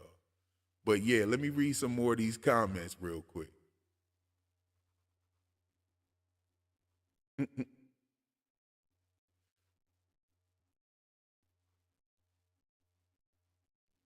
Oh yeah, okay. So everybody's calling bro the Woody Monster. I like that. I've just been calling him the Cowboy. I haven't come up with an actual name for him yet. I came up with Smiles Davis. Smiles Davis is funny as shit, y'all. Like, that's a funny ass name. I don't know. But yeah, I would love to if he pulls up on a horse, that would be crazy as hell. And you know what, sis? I'm gonna tell you something. I would not be very surprised if he pulled up on a horse. The reason why is because horses have been brought up many times throughout the show. I know this is probably an older comment, maybe about 15 minutes ago or something.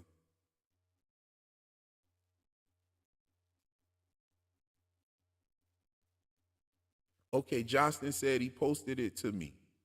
I just posted it to you right now. What is that? Tell me what that is. Okay.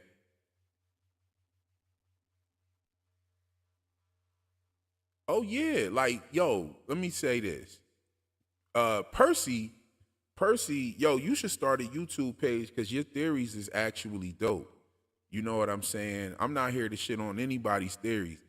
As far as the chronology of the dream, I know you was wrong about that. You're wrong about the chronology of the dream, but that's okay. Like your theory actually still holds up regardless of when she had the dream. You know what I'm saying? Like you're baking in a lot of different nuances with this show. You're going beyond the contiguous United States with your theory. I like that. A lot of people are doing that. Me personally, I've been staying within the contiguous United States. I've been staying there because I consider myself to be trapped in Fromlin with the rest of these people. So I've been staying there with my theories. If we do get a theory that comes in, if we do get something that, well, there are a lot of nuances that definitely prove like that I could roll with the phase and I could roll with Greek mythology.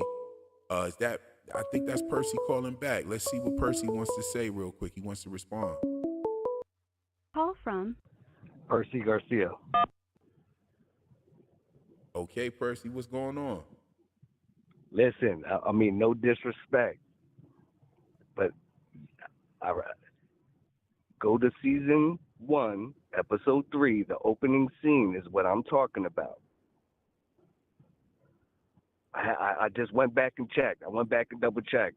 Because one thing about me, I admit when I'm wrong, and I don't like spreading misinformation.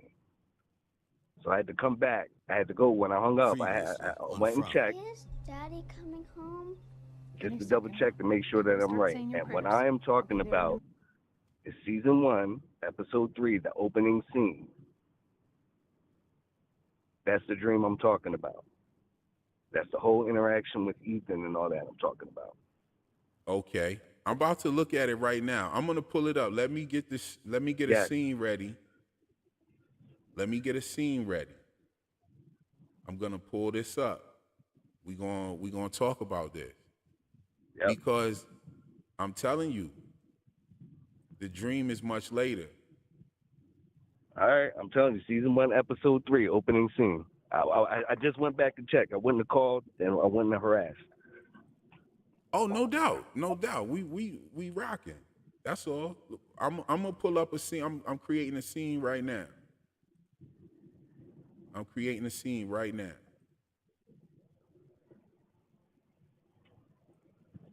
And I'm gonna pull the show up. I'm gonna pull up the show. We're gonna watch the first scene. I don't know if I could show the sex scene on there though, bro. But Nah. I'm gonna try something here in a second. Something's gotta give because I wouldn't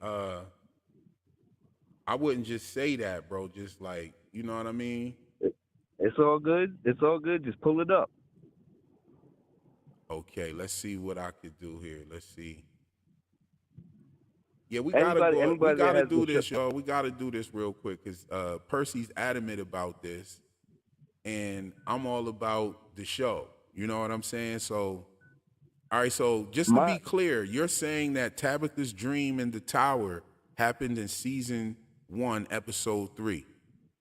No, see, I think that's where our miscommunication. I think that's where we're misunderstanding each other. Okay. What I'm trying to point out to you, what I was trying to point out to you is Victor's a very bad person. This is why Jim was so creeped out about him. He was following his fatherly instinct. What I'm saying is you go back to that season 1, episode 3, and you go back to that dream where Ethan's supposed to be between them. Jim is sleeping, knocked out. Tabitha starts having a nightmare. And then it starts to pan over and you see the couple having sex. And then the next day, you don't see Ethan there, but the next day you see Ethan in the bed, and he's like all down and out. Then he rolls over and he sees the boy in white, and the boy in white tells him to shh. And then Jim comes with the chromino book and the two books. What I'm saying is, Okay, so where was Ethan when they showed Jim and Tabitha sleeping? Where was Ethan at the time? And if he was there and they didn't show him, why was that couple having sex in front of him? okay. I'm thinking. Yo, I got the scene up right here. Go ahead. Okay, so here's the scene. We're gonna just go boop, boop, boop. Okay. This is the recap. Season recap. Episode recap. Okay. So then we got the recap, and then it goes right to the scene right there. Oh, and then, okay. Okay. All right, so there is Tabitha with the Fame shirt on, okay? All right. Ethan is right there sleeping, bro. Okay. Where's he at? Show me. Right there. He's right there. Okay. Because he's not there. I'll He's show not you. there. I'm telling you. Okay, so this is right after the S scene. And here's the scene. And then they pan over to the family. The family's laying down. Okay, so she's having a dream right here. She's having visions of what happened last night. Those are visions of what happened the night before. She wakes up, there's Julie, there's Ethan. Yes, so she wakes up from that little... I don't see Ethan. Where's Ethan? I don't see him. He was right there. Let's wait a couple of seconds. Look, she looks up. Julie, Ethan are both sleeping right next to her. Now, let's look at the dream again. The dream is pretty much her remembering what happened the night before. That's all that is, bro. Not even the night before, but the night before that. That's what that is, right there. That's when they got the whole family there. This is before they went back and got the stuff. So I'm trying to talk over the clip so that I don't, get any strikes or anything, right? But so here we are. So okay, so this is the show Fame right here on her shirt. Boy was in this show. Boy played on this show. Okay. I don't know if you guys could see that. I tried to skew it a bit. That young monster, can I tell you who I think he is? Okay, so now you want to go to another point. So boom, okay, so do you see that wasn't when she had that dream? Yeah, that's what I'm saying. We're talking about, this is what I'm saying, we were talking about two different dreams. Okay, so we were talking about two different dreams. However, that's the misunderstanding that we're talking about. Nah, when you go back and listen to this live, you said that she had the tower dream at Colony House, bro. No, that's not. If I did say that, then I misspoke. Okay. But this is what I'm trying to point out. What I think is they have an influence from above and an influence from below. Okay. But I just want to say this real quick. So this dream that she had has nothing to do with what you were saying, though. It has nothing to do with what you were saying. And about what?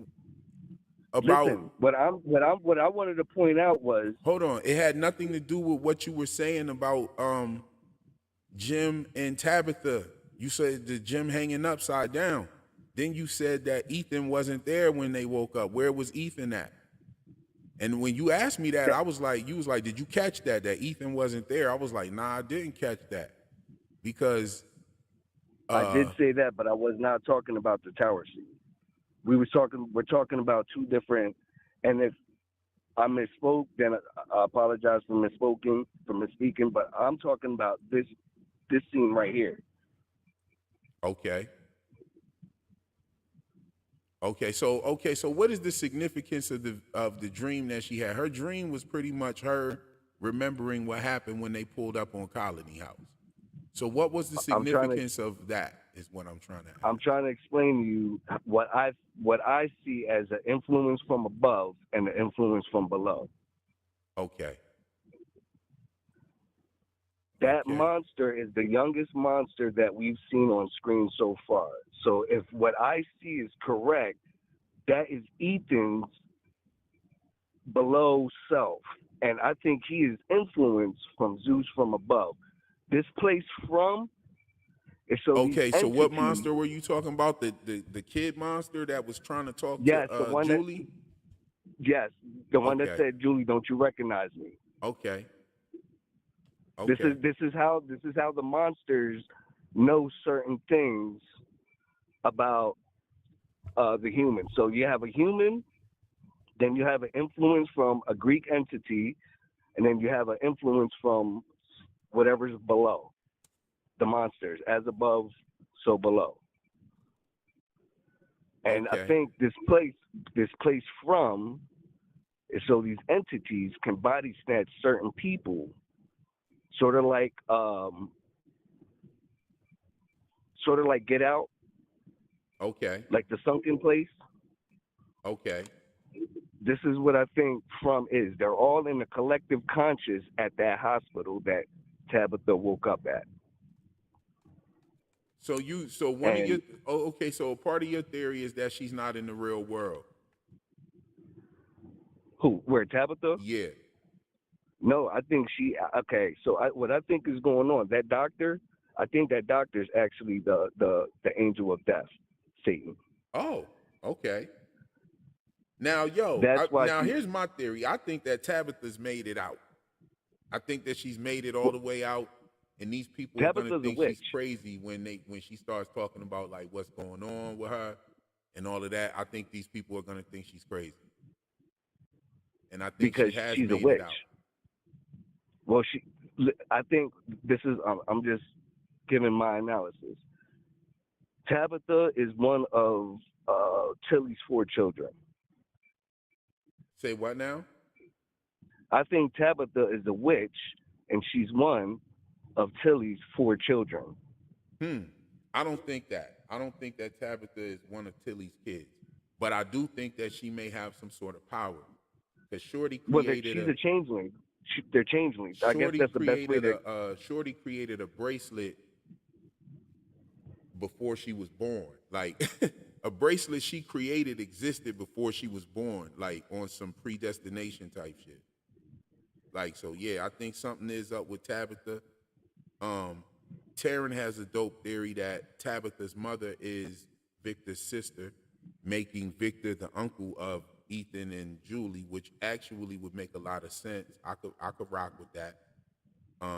Can I tell you what I I don't think? think that's necessarily the case, but it would be really dope, and I ain't mad at that theory at all. Like it totally fits and it would make sense. The Can only I tell thing you? that it doesn't make sense to me is like Tabitha's accent and everything. She clearly was born in a different country. The actress is actually Colombian, so I think that I don't know. I don't know about that. Maybe Victor's sister ended up in Colombia. Who knows? Anything could have happened. That would be kind of dope if that was her uncle. Um, I but want to tell you what I think, and you're going to tell me I'm on that far to my gas. I already know. okay, go ahead. So I want to tell you who I think the 4 children are and the 7 grandchildren. Okay, go ahead. So go back to the tower scene when Tabitha's walking up the steps. What does she see? She sees a bunch of cards, and then she sees an ambulance and then a truck. These are metaphors for her 2 sisters. Who Who's the Tabitha's ambulance tied sisters? to? Yes. Okay. This is the Tabitha. Okay. Tabitha is one of 3 witches that are sisters. This I'm just telling you from what I'm seeing. Okay. That her climbing up that tower, the family tree. She sees everybody that's in her family. So she comes across the ambulance. Who's the ambulance? In your opinion, from what you see and know, you would think that what tells me that ambulance represents Christy, who I think is the human that's being influenced by Medusa. That's why she has that serpent around on her uniform. Say that again. You know Christie's uniform. Yeah. You know the patch on her uniform. Yeah. I think that's a hidden clue that tells us that she's the human that's being influenced by the Greek entity Medusa. She's involved with medicine, and if you know anything about Greek mythology, the metal side were women that practice the art of medicine. And if you Okay, follow, so K Brew says that he thinks the monster is Thomas, the monster, the young monster that was talking to Julie. I've seen okay, people say that before. That kind of makes sense because he said don't you recognize me, right? But that I could be don't true. necessarily think so. I don't necessarily That think so. could be true. I do think that Thomas could be a changeling. I'm not Here's my mad at thing about that, Thomas. especially shout out to Taryn. He points out that the changing table or the changeling table is where the child perished. So yeah, I'm not mad at that at all. He could be right, but here's my problem with Thomas. They have not showed him on screen. Right, they So haven't you showed got Thomas on screen. so you got so this is one thing I understood too. Victor is not the only one that's fucked up. All of these people, they got here through car accidents. So everybody's going through some kind of brain trauma. So that tells me that some of their stories are not so accurate. And that's where I recognize the pattern about the left and right and left. Okay. So Okay. I think everybody is telling the opposite. If you go the opposite of what they're telling you, it will make a little bit more sense to me. It makes more sense to me. It's sort of like distortion. Okay. Yo, so all right, so Oh, but back to what I was saying. Okay, so okay, go ahead. I Go ahead. think Yeah, you might Tilly's round it four off for me children. what I was gonna say. Go ahead. I think Tilly's four children are Tabitha, Mari. Yeah, that's where I was gonna ask you to bring it back to. Yeah, so Yep, Tabitha Mari. and Christy. And guess who? And her fourth child is Victor. The seven grandchildren are the seven kids that we see down in the cave. And who are the only two people, and this is why I think they're the parents, who are the only two people that can see or that they've showed us have seen the children. Okay. Well, there's actually three, but the first two people that they show that can see the children, I believe those are the real parents. And who are them two people? Tabitha and Victor. And I think them kids are. Yep, I think them kids are like that because they're inbreds. Okay. This Yo, whole this place, is going real crazy. I'm gonna tell you. This whole thing is to get Tilly a new body. Okay. The fairy godmother Tilly, who is influenced by Gaia. Not Gaia. Is it Gaia? I gotta go back. See, I have my notes. I gotta go back to my notes. And her below influence is the old grandma. So there's three versions of every main character that we see: an above, the human, and the below. They haven't showed us a lot of the below, the monsters, but I think there's two different groups. Most of the monsters are trolls, and then you have who I think Christopher is Hades. Yeah, but go ahead. Okay, so you done took this shit to some House of the Dragons type shit. I know. This is what I'm saying. So in other words, we're talking about Targaryens and fromily. pretty much. What I'm saying is from is a place of worship and the practice of dark arts. And part of them dark arts is body snatching. These Greek entities from above. And there's multiple things going on. This is not. It's sort of like the When you say body snatching, like reincarnation.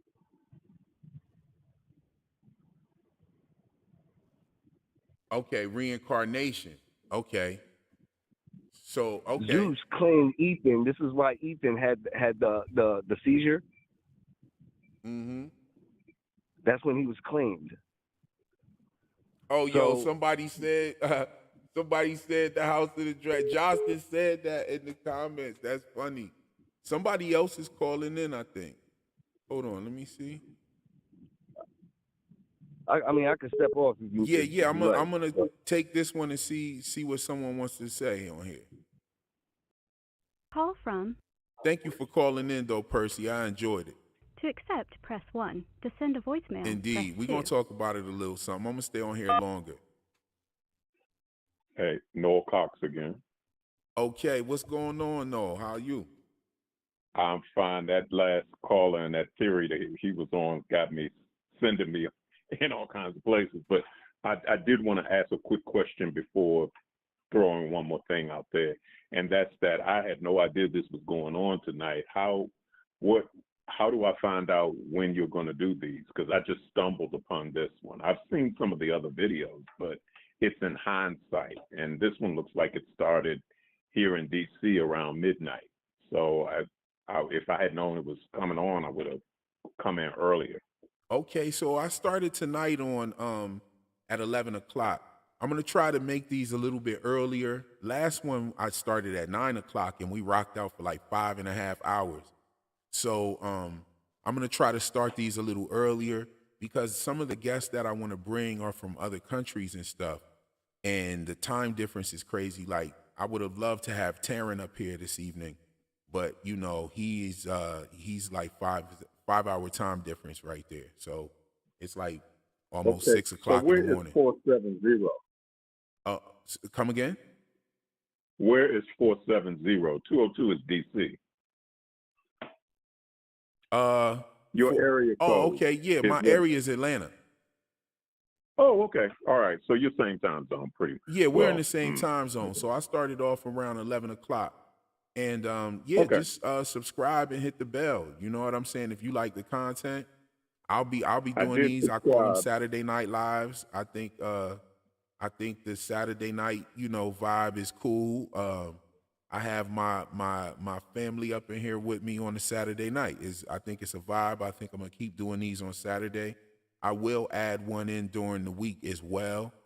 Something that'll be a little bit more curated. But on the Saturday Night Lives, I just go ahead and just start cooking, really. Just go off the top. And and I feed off of the chat room and what we're talking about there. But yeah. Okay, how do I see the chat room from here? Because I'm actually looking at my TV and I pulled up a YouTube video and it came on. So you're saying chat. So do I need to log into something or? Oh yeah, just follow my channel. Subscribe to the channel, and you could go to you could even get there on your phone too. That answered it. You come through the channel. Yeah, just hop on the channel. And that way you can. And that's dope that they sent me to the TV though. That's dope, real live that you looking at me in your comfort of your couch like that. That's fire. Oh yeah, I was just gonna go through a couple of music videos, catch up on some MSNBC, and then I happened to look up and saw From Season 3 live, and I went, oh. And I clicked on it, and you came right in. And this is actually one of the very few times I call on the phone, but I'm glad I got through to you. And I only had one other thought, and I had the thought based off of your last caller. Mm-hmm. I don't go deep into this stuff. I mean, I go deep into it if it's sci-fi and it's, like Lost in Space or something like that. I'm telling my age, but this. I don't go deep into it because it's one of those, for me, it's going to reveal itself when it does. But based on some of what the guy said about the I got bloodlines from what I saw from this, and that was from the guy who held the picture up that had the circles in it and blood dripping from it. And all I did was say, okay, that's blood, and those look like lines. So I'm going to assume on one level, because it could be multiple levels as far as I'm concerned. That's pretty But I'm dope. going to assume one level, huh? You'll enjoy this channel once you subscribe and you tap in and watch some of my videos. You're definitely Yeah. going to enjoy this channel. I could tell just by the way you're telling me what jumped out at you, just from the revelation of the symbol and the bloodlines. I talk a lot about Right. that on this channel. That's what I Okay. think actually brought these people here. And there's things, other things that I talk about on the channel as well. Somebody asked for Okay. a cohesive video for my theory. I think the last video that I put up will give it to you pretty good. Pause. You feel me? Okay, because when he went with Tabitha and the witch thing, it wasn't far off where I was. I was with Boyd and Abby. I think it's Boyd and Abby, and because they mentioned all that military stuff, and then we saw a military soldier, it brought me back to bloodlines, and I was like, well, maybe Boyd is related to that person, and somehow through the bloodlines. But then he shot at Jade or something like that, and that made me think some disturbance happened in the past.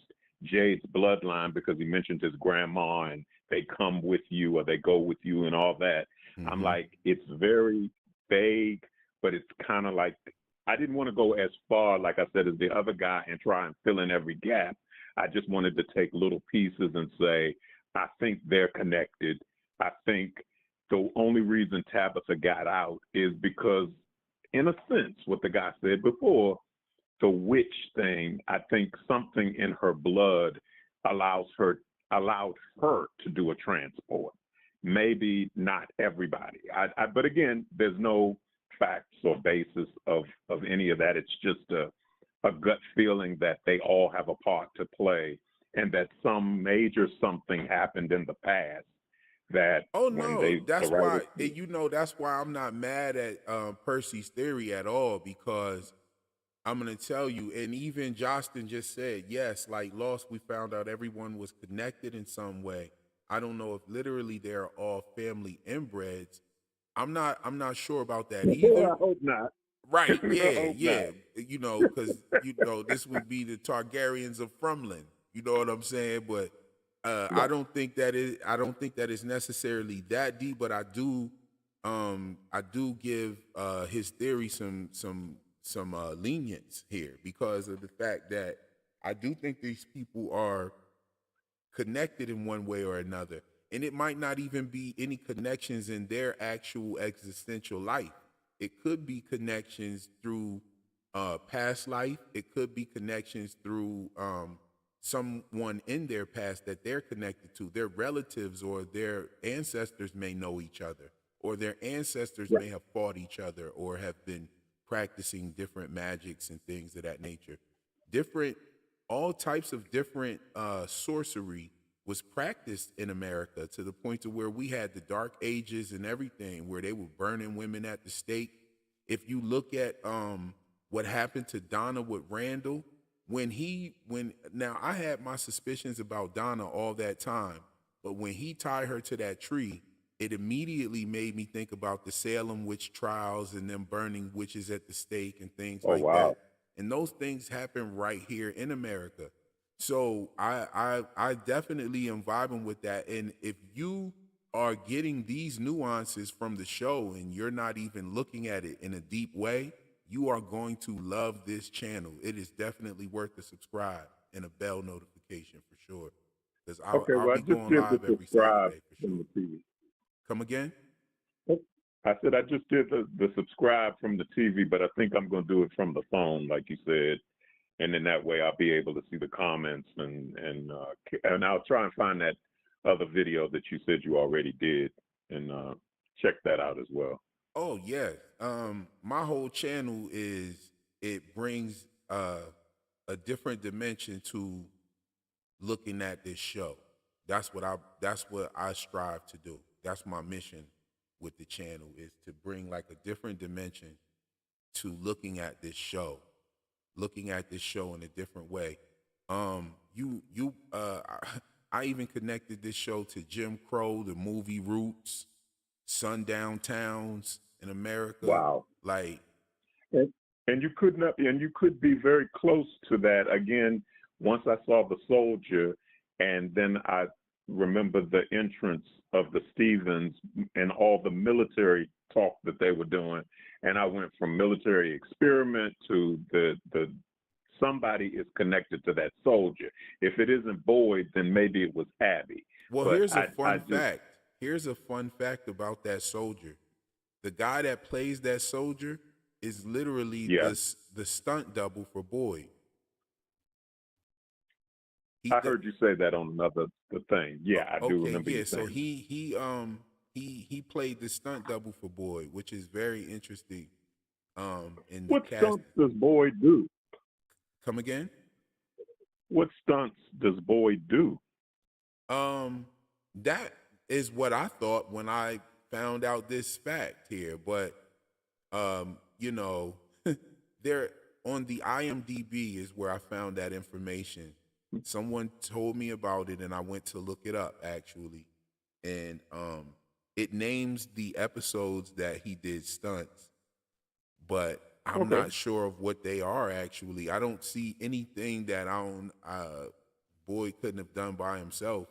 They didn't show him climbing up the tower. I mean, climbing up out of that the well that he was stuck in. They didn't really like show like a challenging. I don't. That's a great question. What did Boyd need a stunt double for? Not only that, but it makes you know that the casting of a Negro regiment soldier for the Union was definitely deliberate. Okay, it was definitely Oh, deliberate, yeah. and Yep, yep. we've connected this to the massacre at Fort Pillow. The massacre at Fort Pillow happened in Tennessee, Fort Pillow, Tennessee, and it was where a bunch of Negro regiment soldiers waved the white flag, and the Confederate soldiers went down there and just killed them all and slaughtered them anyway, and then they burnt their bodies. So some sort of there's definitely some sort of connection to that soldier. I mean, his face was burnt up, and then you had other soldiers hanging from the trees. It looked like Confederate Hanging from the soldiers. tree. Yeah, that's right. That's right. There were a couple hanging from the tree, or one that was badly mutilated, but it looked like two separate ones. Oh, Dr. Deb. I mean, yes, indeed. Noel is definitely going to fit into the fromily just perfect, because if he was just picking these things up and not even looking at it in a deep way, that's kind of like how I was really. Like I enjoy great horror, and I tuned in.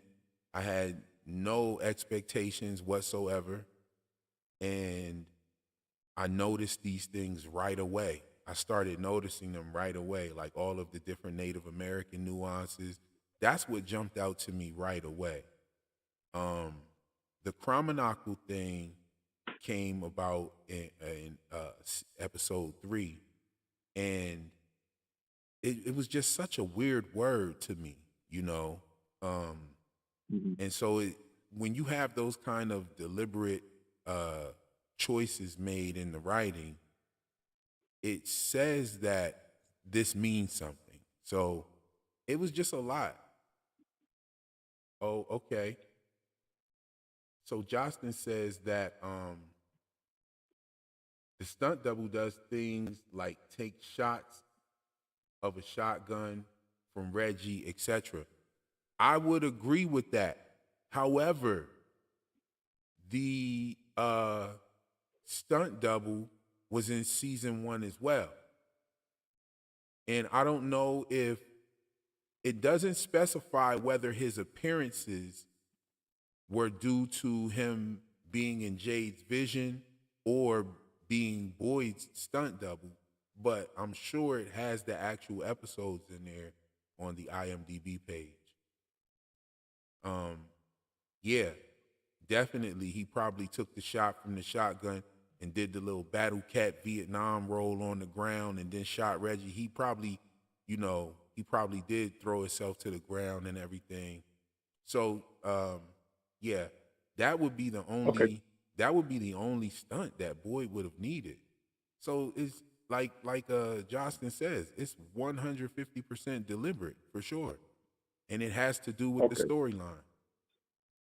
I'm going to throw two questions out there, and then I'm going to shut up at that. The first has to do with the children. In the first episode, I think, the little girl opened the window up and let the creature in, and then something happened with when Ethan was first there, and there was the kill the boy thing.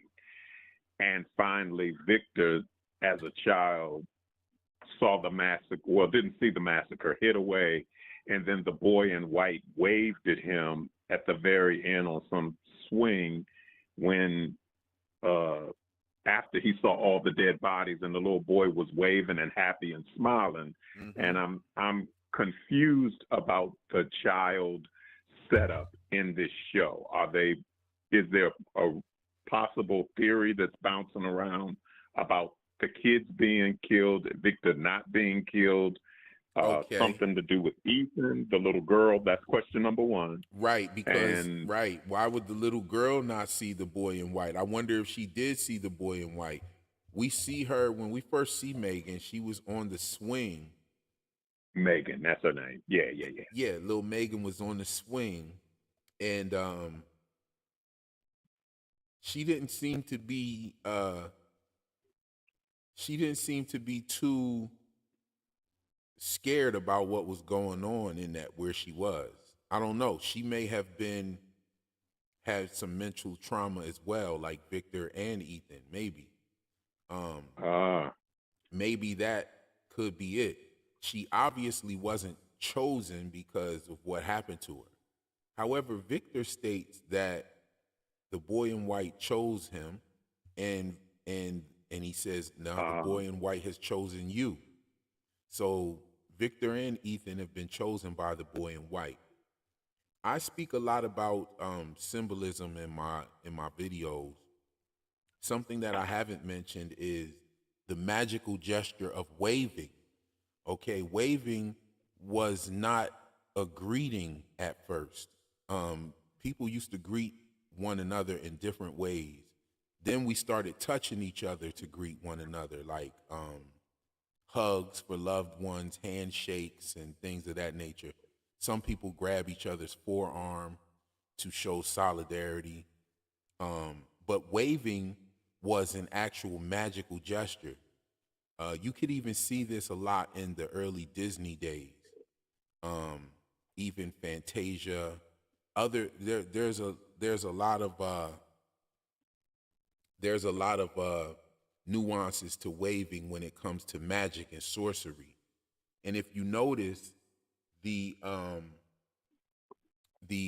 boy in white waves at Ethan, and when we get the flashback of what happened with Victor, the boy in white was also waving at Victor.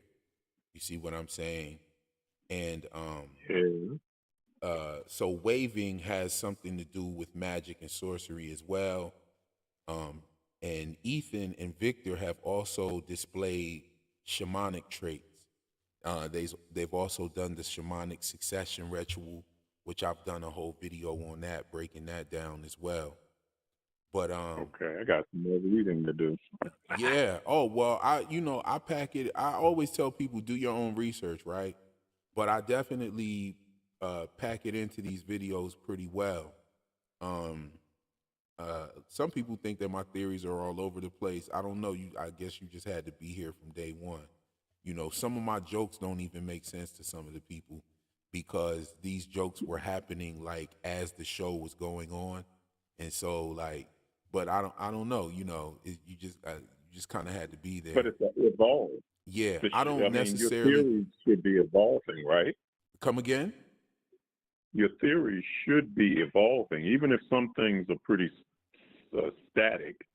it should still evolve as more is being revealed about what this place is and why they're there. Absolutely. Absolutely. The evolution in the theory has been evolving, and that is what you see through like the course of my page. If you were to start with like video one, you'll see like the theory kind of evolves. You know what I'm saying? There are certain things I felt like the signs could be a map. You see what I'm saying? However, the signs, I believe now, that part of my theory has evolved, of course, because we realize that those symbols are not an actual map. However, I think they can still be an answer to why the people are getting there, and you know that these symbols open up portals all over the map. And so that is just an example of how my theory has evolved from there to there. You see what I'm saying? But yeah, Right. it's almost like if you were watching that video on my channel now, knowing that the symbols were roots under the tree, then you'd be like, well, that guy was wrong. You see what I'm saying? But actually, the evolution of that theory is that the symbols are how they're getting there, and the symbols open up. This symbol or those roots open up portals all over the map. But yes, indeed, I'm gonna stay on for another 15 minutes here, and you know, I do have some work to do. I enjoyed this. Y'all know that if I could, I'd stay a little longer because, I mean, my first live stream was like 4 hours. My second one was like 5.5 or whatever. So yeah, y'all know I I do would stay on longer.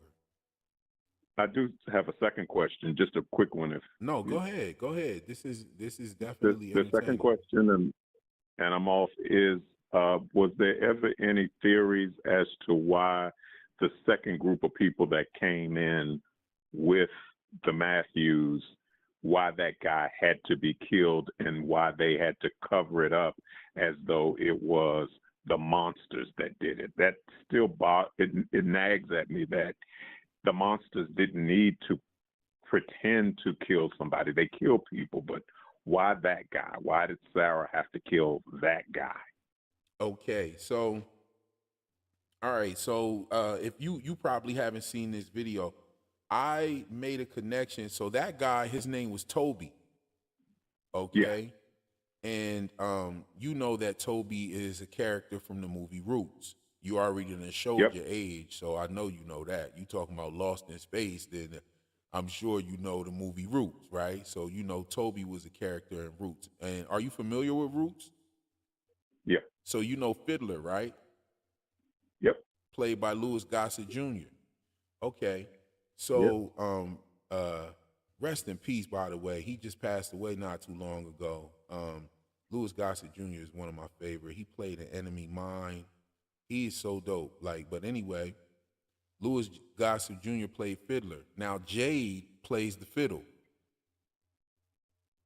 And Jade is the one who discovered the roots. Now, he comes into this place with a person named Toby. So we got Toby and Fiddler coming into Fromily. And then we have the Fiddler discovering the roots. Now, the other thing about Toby passing away was his tongue was cut out. We're told that she did that to make it look like the monsters did it, but it doesn't look like the monsters did it. His body was intact. When we know that the monsters at least tear some, they open you up like a rib buffet. We know, you know, so it didn't look like a monster got him. And even when you see him in the grave, it didn't look like one of them, his body was intact. Now, she cut out one of his tongues, and we're told that that is what actually was the element that was to make it look like a monster did it. But we've not seen the monsters cut the tongue out either.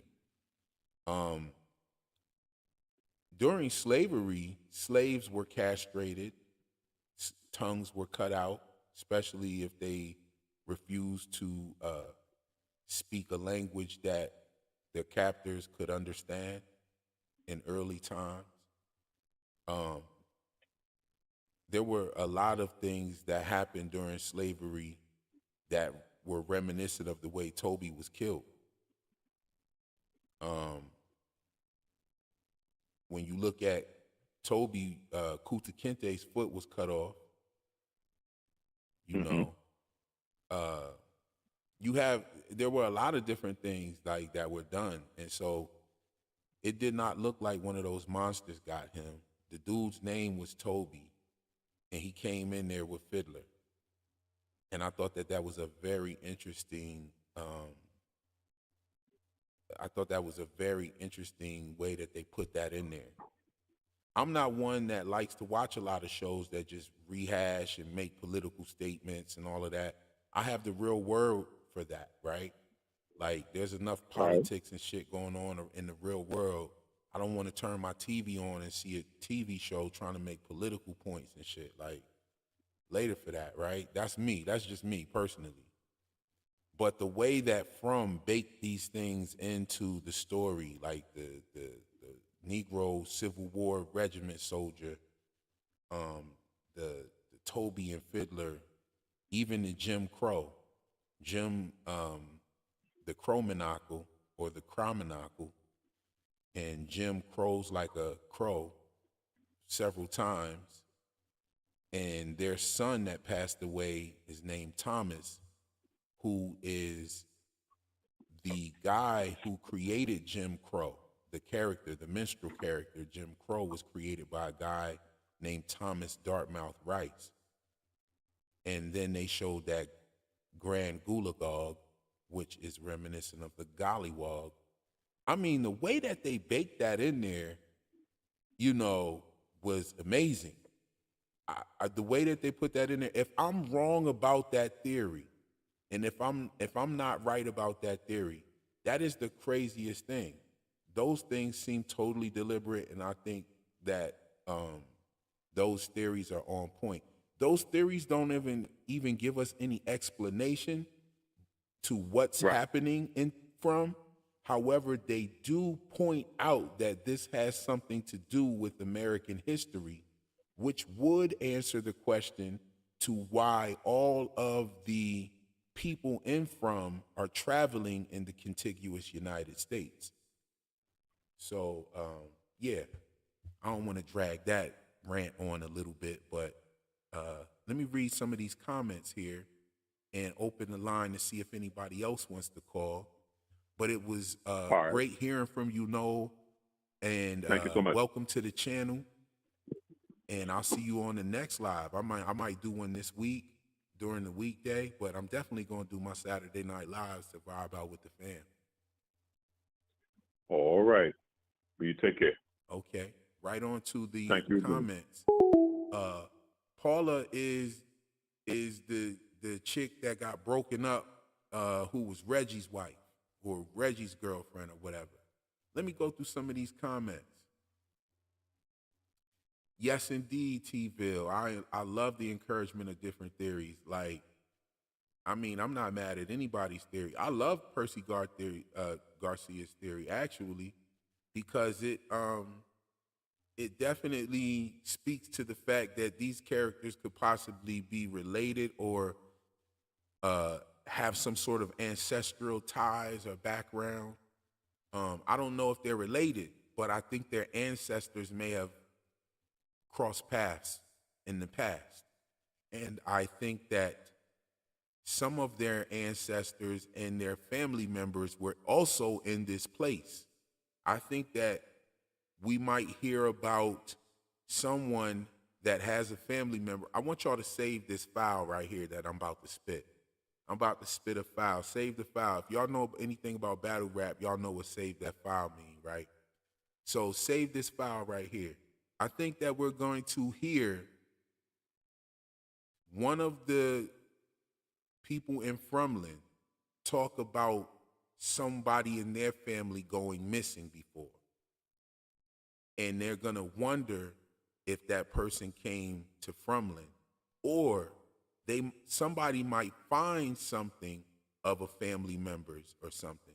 And like I said before, to be more specific, I think that I've said this before, that I think that Tilly is the mother of Frank or Lauren Pratt, the parents of Lil Megan Pratt, the first girl that died. I think Tilly's related to them. I think we'll see that. That's one of my theories. I don't know, but like I think a general consensus with a lot of people. I'm not going to say everybody because we have people that have so many different theories, but even like, let's say a purgatory theory, even within a purgatory theory, there is still the possibility of these people being connected, even if this is purgatory, even if this is aliens. That theory could go across almost all of the theories, I think. So let me read some of these comments.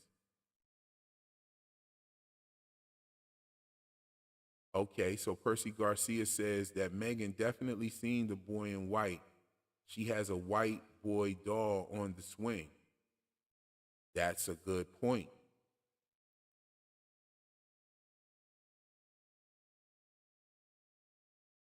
Okay, so Johnston White says, yes, the Ankui kids are the Viking kids who were sacrificed shown on the cave mural drawings. Yes, that could be. That could very well be. The boy in white, the Grand Gulagog, okay.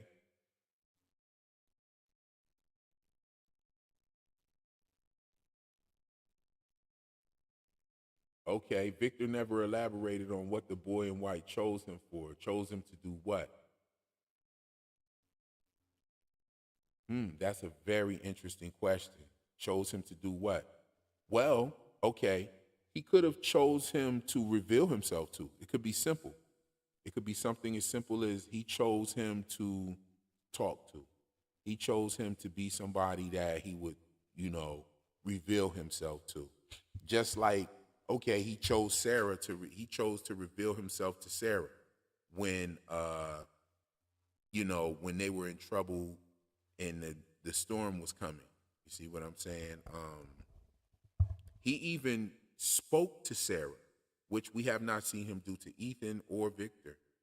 We haven't seen him speak to either one of them, but we have seen him speak to Sarah. And what he even mentions Sarah's brother being right about this place, that if you push it or test it, it'll push back. So he not necessarily chose them to do something, but chose them to reveal himself to, And Justin asked, oh, interesting, chose him for what? He literally abandoned him for 40 years. Yes, he did. Yes, he did. However, let's say that the boy in white was planting a seed. Says, hey, I'm going to reveal myself to Victor because I know that Ethan's coming. And he knew this probably before Ethan was even born or whatever, because like we have time travel and all of that, like the bracelet and all of these things. And he says, well, I'm going to reveal myself to Victor at least so that I can plant that seed so that when Ethan comes, that he can connect with Ethan. That'll make them, because think about it, right? The only thing that made Victor connect with Ethan was the boy in white. He wanted nothing to do with Ethan until Ethan said, so where's the boy that lives out here? And then Victor's whole attitude towards Ethan changed. So like, we see that. Yeah, so what else here? Let me read some more of these comments real quick.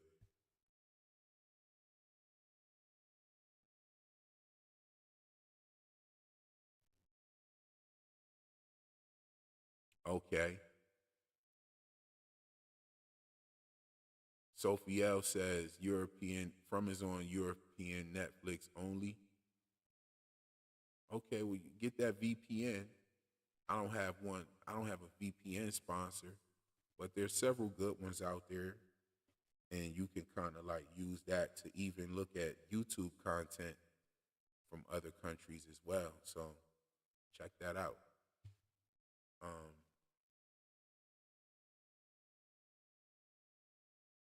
So yes, I've heard some of the from breakdowns.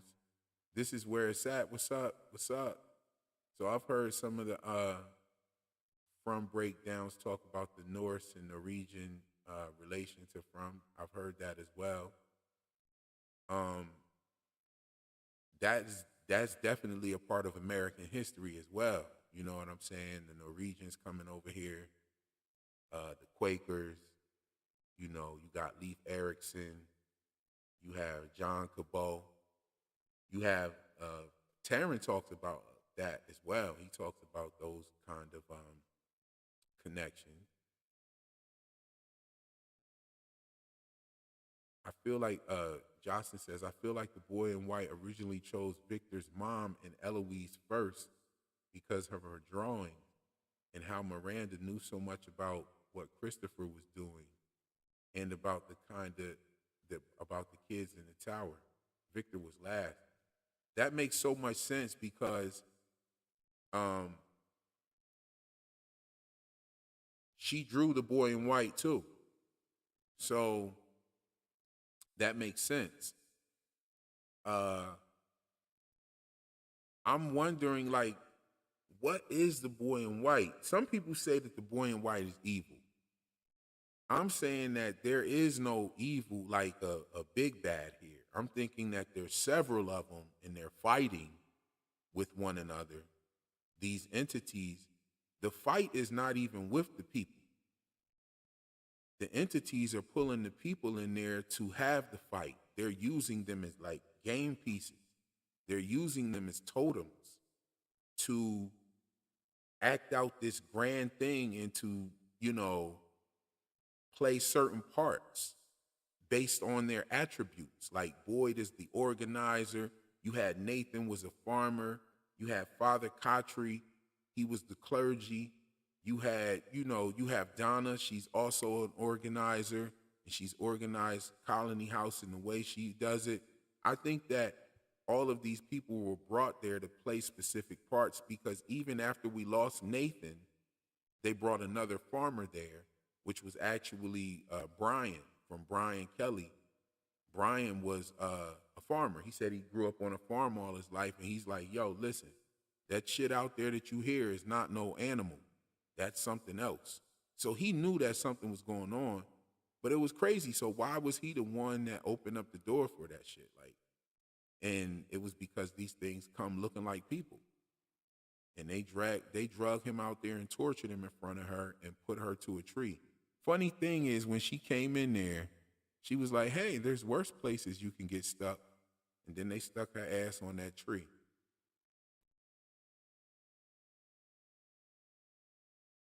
Let's go. Let me read it. Let me read a couple more of these.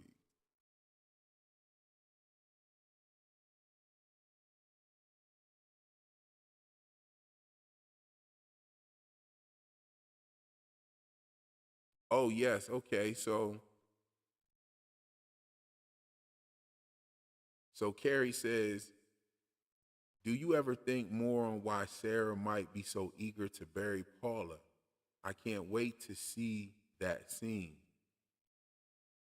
I think it will show us something important in a subtle way. Yes,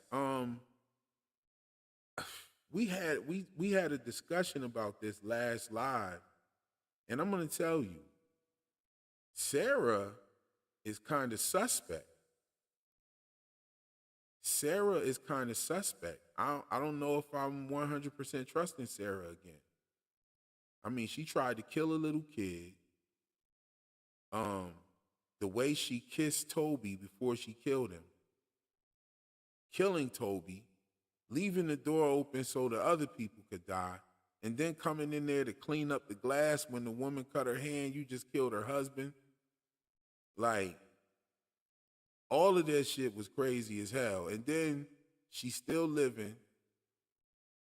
You know, she did help Boyd, get out of a jam, I guess. She could have cut Boyd's ass up out there. When he started falling off, she could have cut him up. One thing that I peeped is that she gave him a lighter before she put him in the faraway tree. Why would she where'd she get the lighter from? Was that his lighter? I don't know, but she pulled it out of her pocket. Go back and look at the scene. She pulled it out of her pocket and give it to him and said, "Here, get in the tree." So, like, did she know he was gonna end up in the well and he needed a lighter to see? Like, what the hell was that about? And then Martin's finally clipped toenails through the rope down there. So I don't know. Did she know that was gonna happen? And Paula and Reggie were very mean to Sarah when she came in there to get her brother's stuff. They were very mean to her, and then the things just killed Paula. You see what I'm saying? Like, Paula was real mean to Sarah, and then Sarah wanted to bury Shorty. Like, what's going on with that? I don't know. Did those things kill Sarah? I mean, did those things kill Paula for Sarah? Were they getting some revenge? Like, yo, this is her house. Get y'all asses up out of here. And I wonder if Sarah takes back her house. We'll see if Sarah gets back the crib. The crib is close to the barn. If that's Sarah in the barn being tortured, they just snatched her ass up out of there and took her in there and from the house. I don't know what's going to happen. I don't know. Very interesting. What's going to happen with Sarah? Is she going to stay in the church? Are they going to give her more trust? Are they trusting her more now? Why did those things kill Paula, who was mean to Sarah? Why did they choose her? What was up with that? I mean, doesn't make too much sense. So, yeah, those are some good questions. Let me go through a couple more.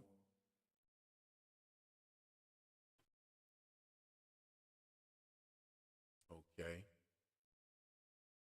Now that the boy in white has communicated and shown himself to other people, Victor is no longer special. Ethan hasn't seen him once since he was in Colony House. That's true. Ethan hasn't seen him since he was in Colony House.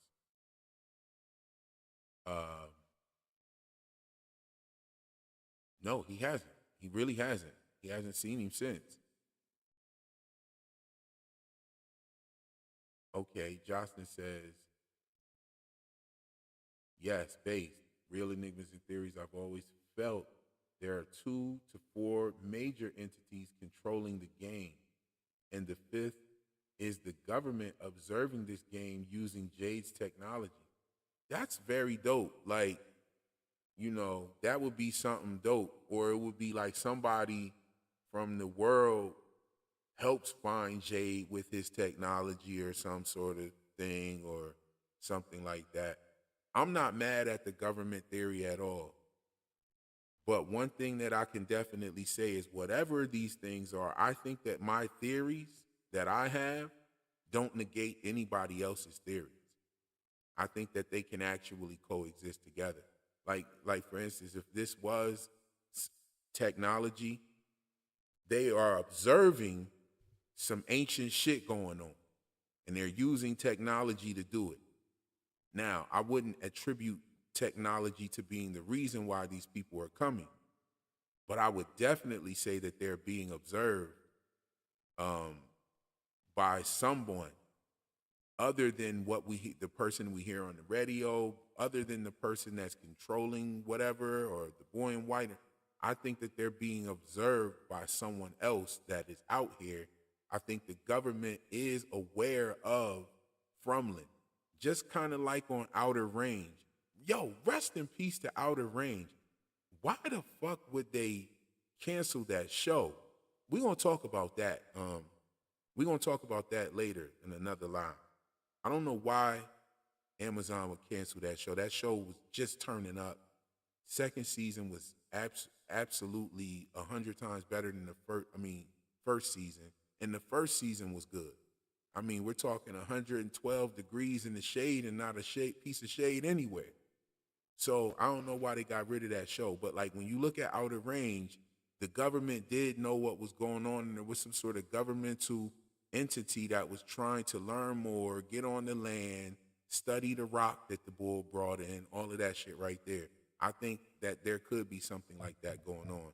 And I'd like to say that any of the other theories like aliens, the government, they don't negate my theory. I mean, it still doesn't negate it. That's why I love all of the theories. I think we're on to something. I think we could figure this shit out together. I think that From has done this deliberately for people on YouTube and other platforms to prognosticate and to build up engagement for this show. I think they've done this deliberately. I can say that because they haven't thrown one copyright strike at any of the creators for using the material. I guess if you flat out play like scenes without saying anything, they might hit you with a copyright strike, but they haven't hit my channel. They haven't hit anybody else that I know's channel. So I think they have done this to be an interactive show, which is a very smart thing to do. Like, imagine if they would have had the foresight to do that shit with Lost and know that people would be talking about Lost like now. Shows do that now. Like, you have shows that can last for years on YouTube after the show is already over with. Like Game of Thrones, Better Call Saul, Breaking Bad. These, like, people are still making videos about these shows, like, for real. So interactive show is the way to go if you're writing some shit, y'all. But yeah, I see y'all talking up in here. Let me grab a couple more of these comments and then I'm gonna call it a night. I've enjoyed myself tremendously with you all, as always.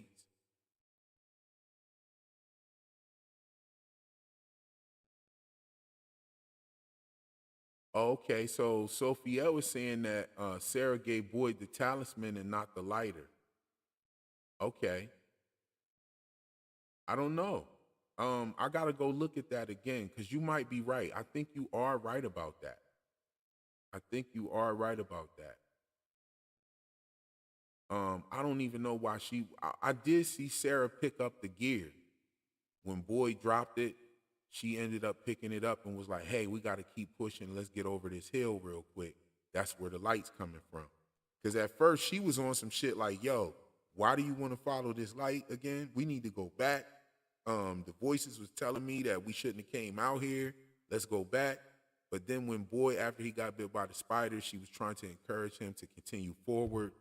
And she definitely picked up the gear. So that's where she could have got the talisman from. You know, she definitely picked up the backpack and the tent and all of that. And that's probably where she got the talisman from. I don't remember it being somewhere like in her pocket or anything like that. And I can't see Boyd giving her the talisman. Like, why would he do that? But yeah, I still don't trust Sarah though. Not 100%. I kind of believe her about trying to redeem herself, but the shit with Paula, after her being mean to her like that, yeah, something's up with that. And I'm going to tell you this.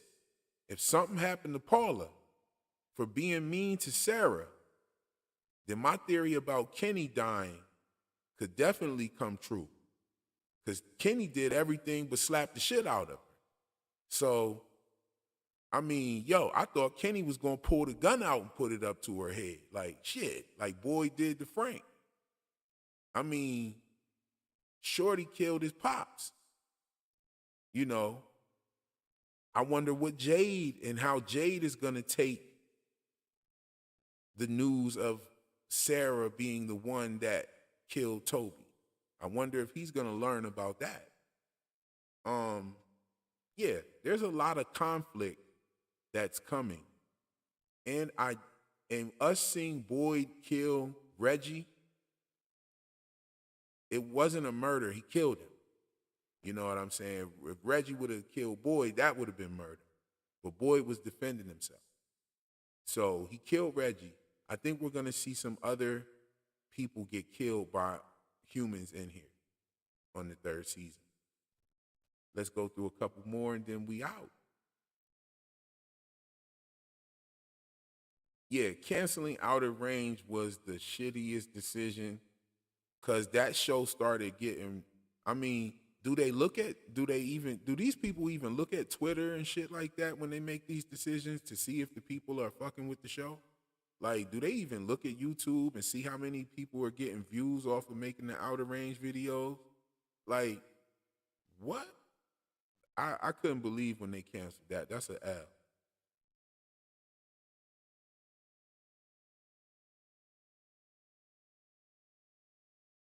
Okay, not sure if everyone agrees, but this town operates like a video game. The fallen tree, the crows, alerting the characters where not to go, the dog, resources given, unlocked location.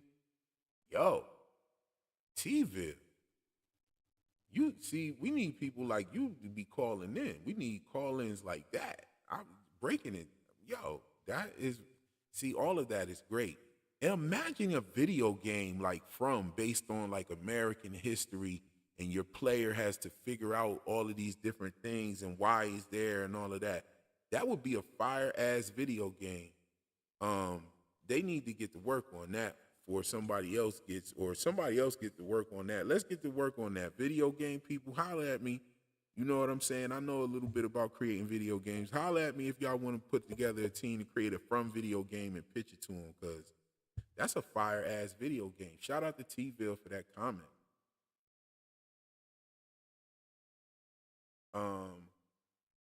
Yeah, major L with the outer range thing. That pissed me off.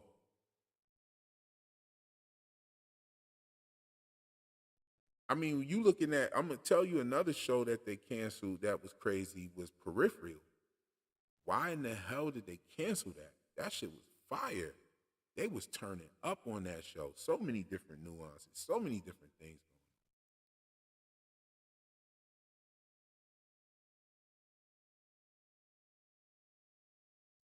Yeah, the way she described that, Dr. Deb, was perfect. Like, everything, it definitely operates like a video game.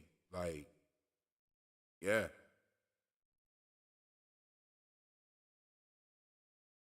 So Sophiel said Kenny should have slapped the shit out of Sarah. Kenny didn't even really do anything to Sarah, and people were saying he was wrong for cursing Sarah out. Well, all right, in their defense, they didn't really know what the hell was going on. Like, no one really knew. Like, they didn't know why he was going on. Some of the people knew, and then, like, you know, because they started talking about it and gossiping and shit, and then Tilly ran up there and told Christy that she was in town and all of that. So, like, yeah, but you're right. If Kenny would have slapped the shit out of Sarah, I would not have been mad at that. I mean, like, I'll tell somebody real quick. I'm not anti-violence. I'm anti-bullshit. What Sarah did was some bullshit. The man didn't want to do nothing but play chess with his son. That's all he wanted to do. My son. You know what I'm saying? Like, why the fuck did you do that, girl? Like, go sit your ass down somewhere. You work at the diner. What are you up here at the clinic for? Like, somebody should have been like, hey, yo, go home. You know what I'm saying? Get your ass home. It's time. But what happened was so crazy. Like, I wouldn't have been mad if he would have slapped the shit out of her at all. Like, yo. And then somebody's going to get at Sarah. Somebody's going to get at Sarah. I thought for sure Christy was going to go down there and walk the dog on her real quick. But her girlfriend ran out there and stopped her. You know what I mean? Kenny and Sarah hook up. I could see them putting them together. That would be terrible. If Kenny is that hard up to get some cheeks that he would mess with the girl that literally got his father killed, I hope they kill him after that. If he hooks up with Sarah, if he kisses Sarah, holds her hand, looks at her too long, any of that shit, bye-bye, Kenny. I wouldn't be mad at all. Let's get him out of here. And I think everybody would feel that way. Everybody would feel that way. They'd be like, yo, wait a minute, dude. Like, yeah, so I hope that doesn't happen. Blue Cassius, Please, I hope that doesn't happen. He said, get that pancake booty.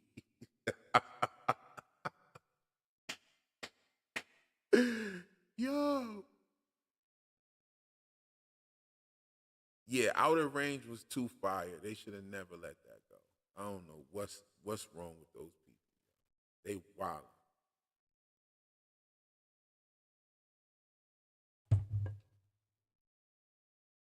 The cinematics on that show alone, like,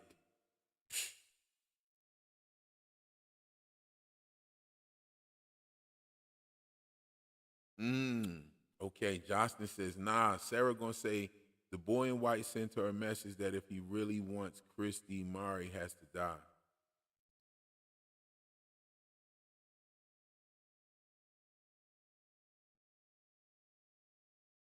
Yes, indeed, T-Ville. Well, you've come to the right place because your theory about the video game or your just thought that you had about how it runs and how the place operates, totally. Like I had, like it's the same thing. Like I think that From runs like a sundown town. You see what I'm saying? Like on this, the same like the way you chopped up the certain aspects. Like if you go look at my theory, I chopped that up the same way. I kind of runs like a sundown town. You know what I mean? There you go. This place has no Bibles but a tattered American flag. No Bibles at all. That tells me that these are entities of different religious persuasions, and the people actually bring the Christian nuance to it, like Mr. Fish and Loaves. Mr. Fish and Loaves is totally a Vesica Pisces reference, which is Vesica Pisces is what they use to create the Jesus fish and the two fishes with the loaves and all of that. So, yeah.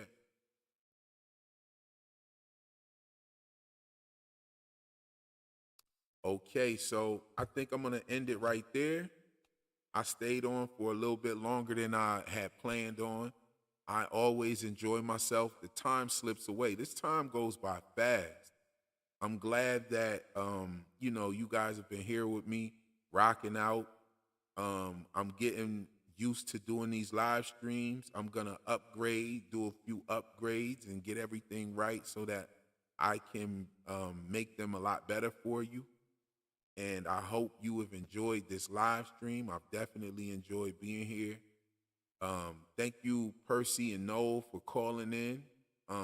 Very thought-provoking stuff. Thank you to everybody that tuned in. Thank you to I do the super chat. I don't like the super chats because YouTube pretty much takes all of that.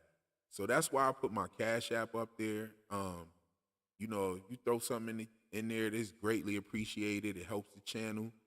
Um, yo, I put the Cash App up there, not to kind of discourage people from doing the super chats because YouTube is crazy, and YouTube will let some of these. I've put up other videos that are not from content, like my Beetlejuice video, and YouTube just let these people just take my video down and everything. And I did nothing wrong in the video. It's something that I said that I was talking about the Red Shoe Gang, and they didn't like that. I guess they didn't like that. They don't like the conspiracy theory stuff. I really didn't even say too much, but YouTube is a trip. YouTube be tripping. YouTube be I think the service is kind of against the creators.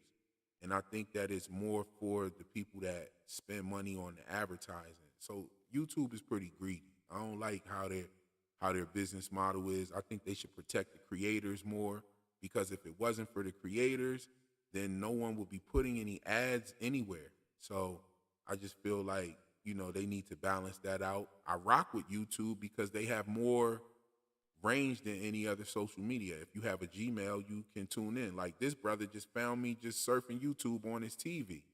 So like that's why I rock with them. But yeah, they're pretty greedy. They don't even tell you how much money they make from the advertisements. They just tell you what you're going to get, and they don't even tell you how much they make. So I think that we're getting like 40% of what's actually being made. And that's just a hypothesis. Some people have some other thoughts out there that's even a little more. Um, but yeah, YouTube is crazy. But hey, it's where we all met. So I'm thankful for it. It definitely has changed my life and turning me into a content creator in this format. I do create content other ways. I do music, I write, and I do graphic design and video editing and stuff for a lot of other people. So I've been a content creator, but I didn't venture out on this um, aspect of it myself until last year. And it definitely has changed my life, y'all. And I'm glad that I'm meeting you guys. I'm glad that I'm meeting you people out here because the first season of From, I was watching it and nobody was saying anything that was resonating with what I was seeing. So second season, I had to make sure that I came out here for y'all, people that enjoy to hear these kind of theories that I'm dropping. But yes, indeed, Justin. Oh man, thank y'all for coming through. Sophiel, Dr. Deb, Blue Cassius. We got T-Ville. We got who else in here? We got Percy Garcia, Sophiel. We have Carrie up in the building, Choco. We have her in the building. We have Mr. Bojangles. We have who else is in here? This is where it's at. I think that's what the brother's name is. We have Diane Drew Styron. Oh man, I didn't even see you up there. I wish I would have saw that. What was your comment? I really wonder how some of the actors keep the stamina after age 50. But now it makes sense. They're stunt doubles for everything. That's true. That's true.